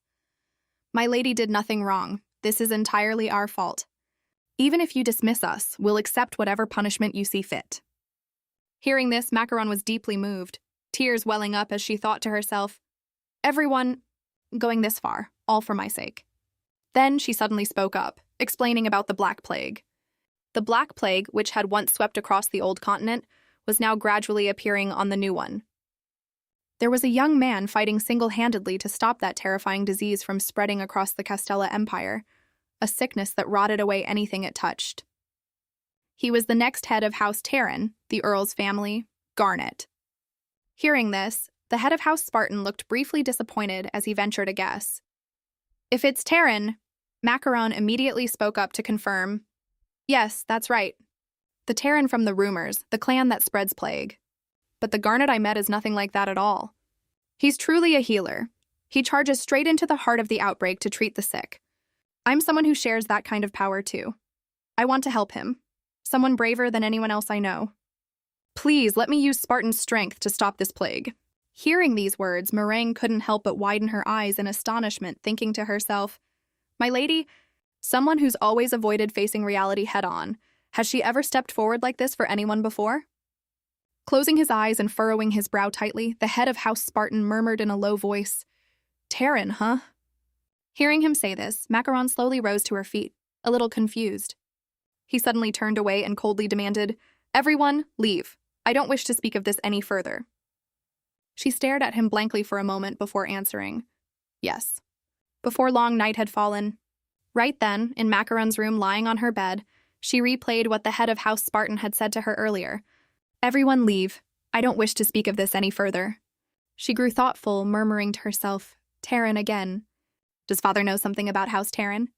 Otherwise, why would he need to say something like that? I really can't tell. This is just too much to take in. I should let Garnet know about this too. If he hears what happened in Tilden, he'll definitely be surprised. Suddenly, she heard what sounded like someone stepping on a dry branch, startling Macaron. She quickly turned her gaze toward the window. Then she called out, Who's there? Before breaking into a small smile, guessing to herself, could it be? She called out Garnet?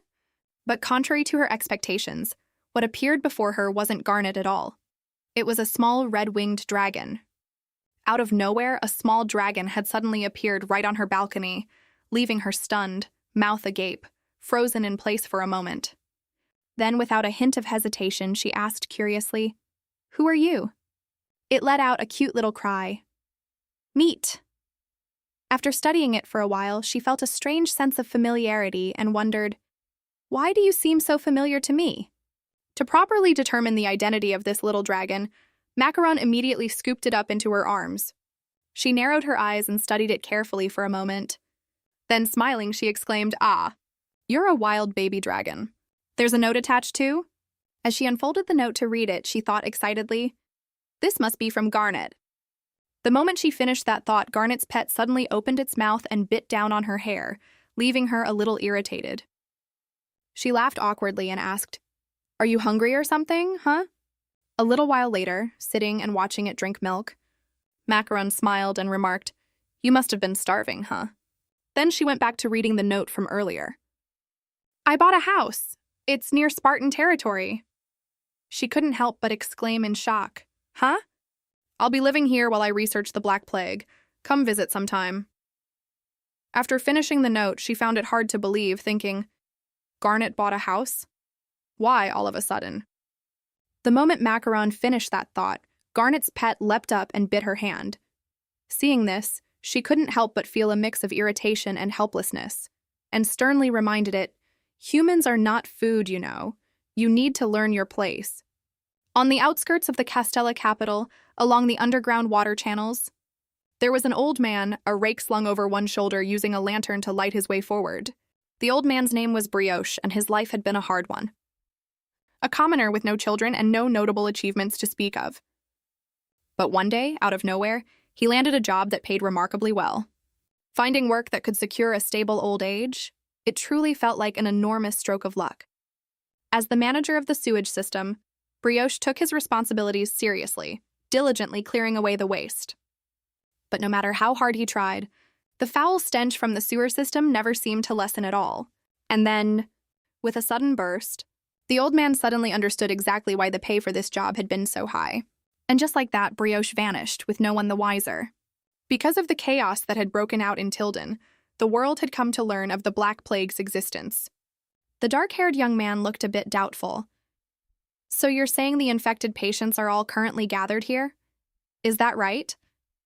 The blue-haired girl couldn't help but sigh in despair. The world is about to end. How are we supposed to live with this much uncertainty? Has the time finally come to leave our beloved Tilden behind? Across the Empire's territories, including Tilden, fear over the plague had begun to spread. But the royal family still hadn't issued any clear directive. As for whether the royal family intends to burn down the slums in Tilden, without evidence, we have no way to confront them about it. The Crown Prince is a good man. There's no way he'd give an order like that. I need to stay level-headed about this. This concerns my own territory. If it weren't for Dutruc's help, I honestly don't even want to imagine how things would have turned out. Come to think of it, I did make a promise to Dutruc. I want to use pink-purple berry bushes to decorate Eccles' upcoming tea party. I'll go find some Spartan berries. I said it so confidently, but it's still nowhere near berry season. Let me take a walk around the territory and see. With that thought settled, Macaron called out, "Meringue," she hurried over, bowing. "Yes, my lady." She turned her head slightly and spoke in a serious tone.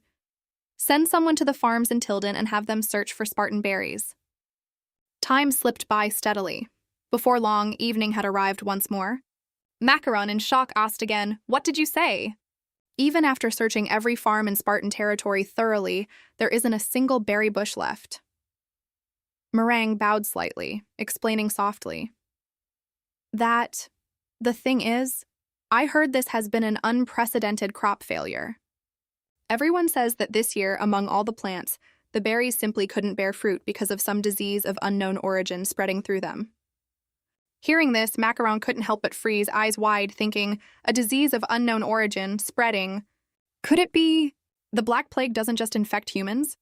In just an instant, I found myself imagining a terrifying vision, the entire world sinking into a single shade of black. Meringue asked curiously, "My lady, do you need those berries urgently?" She answered with a hint of worry. Someone asked me for a favor. We have about 2 months left." Resting her chin on her hand, Meringue thought it over and replied, "In that case, according to the farmers, they have a new planting method that works on clean, uncontaminated soil. What if we planted the seeds in your greenhouse, my lady?" Delighted, Macaron raised her hand high, praising Meringue. "You truly are a genius. That's not a bad idea at all." Meringue smiled, eyes crinkling. "I'll bring the seeds back for you, my lady." A little while later, staring at a bag of pitch-black seeds giving off an oddly strange odor, the two of them couldn't help but freeze in shock, standing there for a long moment. Then Macaron quickly covered her nose and let out a small sound. "Ugh!" Then she thought to herself, "This smell? It's the Black Plague. Has that terrifying vision actually come true?" She mulled it over for a moment. Then she suddenly asked, Meringue, is this the only farm with seeds left? None of the other farms have any? Meringue answered sadly. Yes, my lady. This is the very last farm. Hearing this, Macaron closed her eyes and sighed, thinking, this problem isn't simple at all. If this keeps up, Spartan berries are going to go extinct. What should I do? What should I do? Right at that moment, a sudden memory resurfaced in her mind. Brother, no training again today?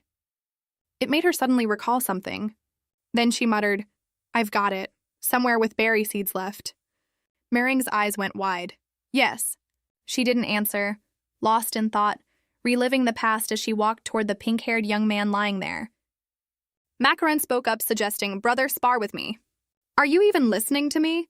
Seeing her brother completely ignore her words left her so furious she was on the verge of tears. Then she shouted, You're looking down on me, aren't you? He suddenly flung a berry straight at her face, making her cry out in pain. Ow! Then crushing another one in his hand, he grumbled irritably. So noisy. Because of you, this berry's flavor is ruined now. You Spartan, the eldest son of House Spartan, a pathetic wretch I refuse to even acknowledge as my own brother.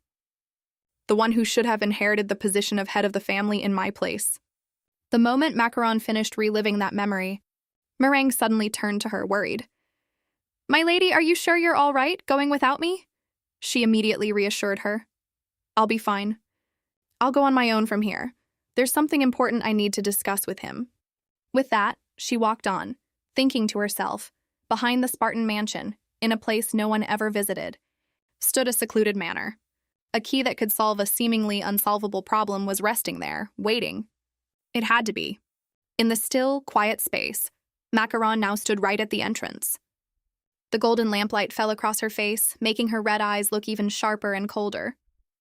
A sudden gust of cold wind swept through the hallway, stirring up a haze of dust, the rustling sound echoing with an unsettling edge. Taking in her surroundings, Macaron thought to herself, just as I thought, and no matter how much time passes, this place never changes at all. Holding up her lantern, she stepped forward, when someone's voice suddenly called out, Who's there? Why are you coming at such a late hour? Lady Macaron? She smiled faintly and answered, I'm glad you haven't forgotten your own mistress. Rusk. The moment he saw her, he couldn't hold back his emotions, tears streaming down his face as he spoke. My lady, you've caught me completely off guard. What could possibly bring you all the way to this remote mansion, my lady? Macaron answered gently, I've come to see my brother. I need his help. Hearing this, Rusk froze in place for a moment, stunned. Then, unable to hide his confusion, he asked, The young master? Why so suddenly? She quickly asked, Is he in his room? Please take me there. Hearing her request, he answered at once, Yes, my lady. As she followed him, she found herself lost in thought. Rusk was a loyal steward who had served 3 generations of House Spartan. Rusk was someone who made her feel that as long as one grown-up placed their full trust in you, even a child who had lost everything could still be saved. Seeing Macaron sitting there with her head hung low on the floor, Rusk stepped closer with concern. Oh, my dear lady, you shouldn't be sitting in such a cold place like this. Not when you're someone so noble. Hearing Rusk say this, tears welled up in her eyes as she looked at him. Seeing this, he opened his arms wide, smiling warmly, and offered, Come here, my lady. Without a word, she quickly set down the wooden sword in her hand, then fell into his arms, sobbing. After all, Rusk had once been her father's own steward. The fact that such a loyal, capable steward had been assigned to watch over this remote, out-of-the-way mansion. Perhaps it was because they believed only someone as skilled as him could handle serving Daquoise. Flinging a plate of fruit onto the floor, Daquoise complained loudly, This has no flavor at all. I want berries. Rusk bowed respectfully and answered, I'll bring up some berries right away. And all this time, Rusk had continued quietly carrying out his duties. Standing before Daquoise's door, Rusk spoke up. My lady, young Master Daquoise is inside this room. Just as he was about to open the door, Macaron suddenly raised a hand to stop him. Wait a moment, let me go in first. With that, she quickly pushed the door open and stepped inside, only to see something come hurtling straight toward her. She immediately dodged to the side and caught it with her bare hand. Watching this from behind, Rusk couldn't help but cry out anxiously, My lady, my lady! Macaron furrowed her brow and demanded sharply, Get out here! Daquoise, you compote of House Spartan. Then she snatched the lantern right out of Rusk's hands and sneered, "Playing lord of this little mansion? Having fun, are you?" With that, she suddenly froze, staring silently for a moment at the plump man before her. Then, unable to hold back her confusion, she asked, "Where's my brother?" Rusk bowed his head slightly and explained, "Because that is young Master Daquoise." Hearing this left her utterly stunned, and she spun around, letting out a sharp cry. "What?" Recalling Daquoise's slender, crane-like figure from just a few years ago, compared to the pale, plump body standing before her now, she couldn't help but gape in disbelief, thinking, could a person really change this much in just a few years? While Macaron was still reeling from the shock of reality, Daquoise suddenly hurled a glass of barley drink at the two of them. Just as the glass was about to smash into Rusk's face, she was faster, reaching out and catching it in time. Then she thought bitterly, so this time he's going after Rusk too. How cruel. Is he doing this to test loyalty? Daquoise leapt up furiously and demanded, "What now?" "If you don't want to die, get out." Rusk quickly bowed his head, explaining, "Young master, this is Lady Macaron." He barked gruffly, "Shut up, anyone can see that already." "What are you even doing here? Trying to provoke me?" Before he could even finish his sentence, Macaron, without a moment's hesitation, hurled the glass from before, striking him square in the forehead.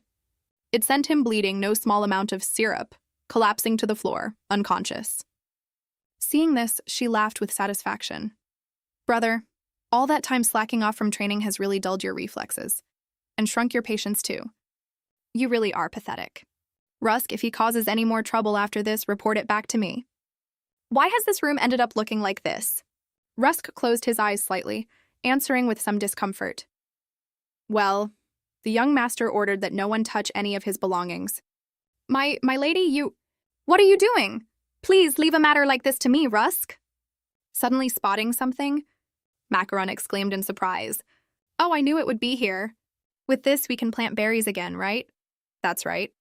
While Macaron was focused on examining the berry seeds in her hand, Daquoise, having woken up at some point without her noticing, crept up behind her, radiating menace. Thank you all for watching today's video. See you in the next one. Thanks for watching.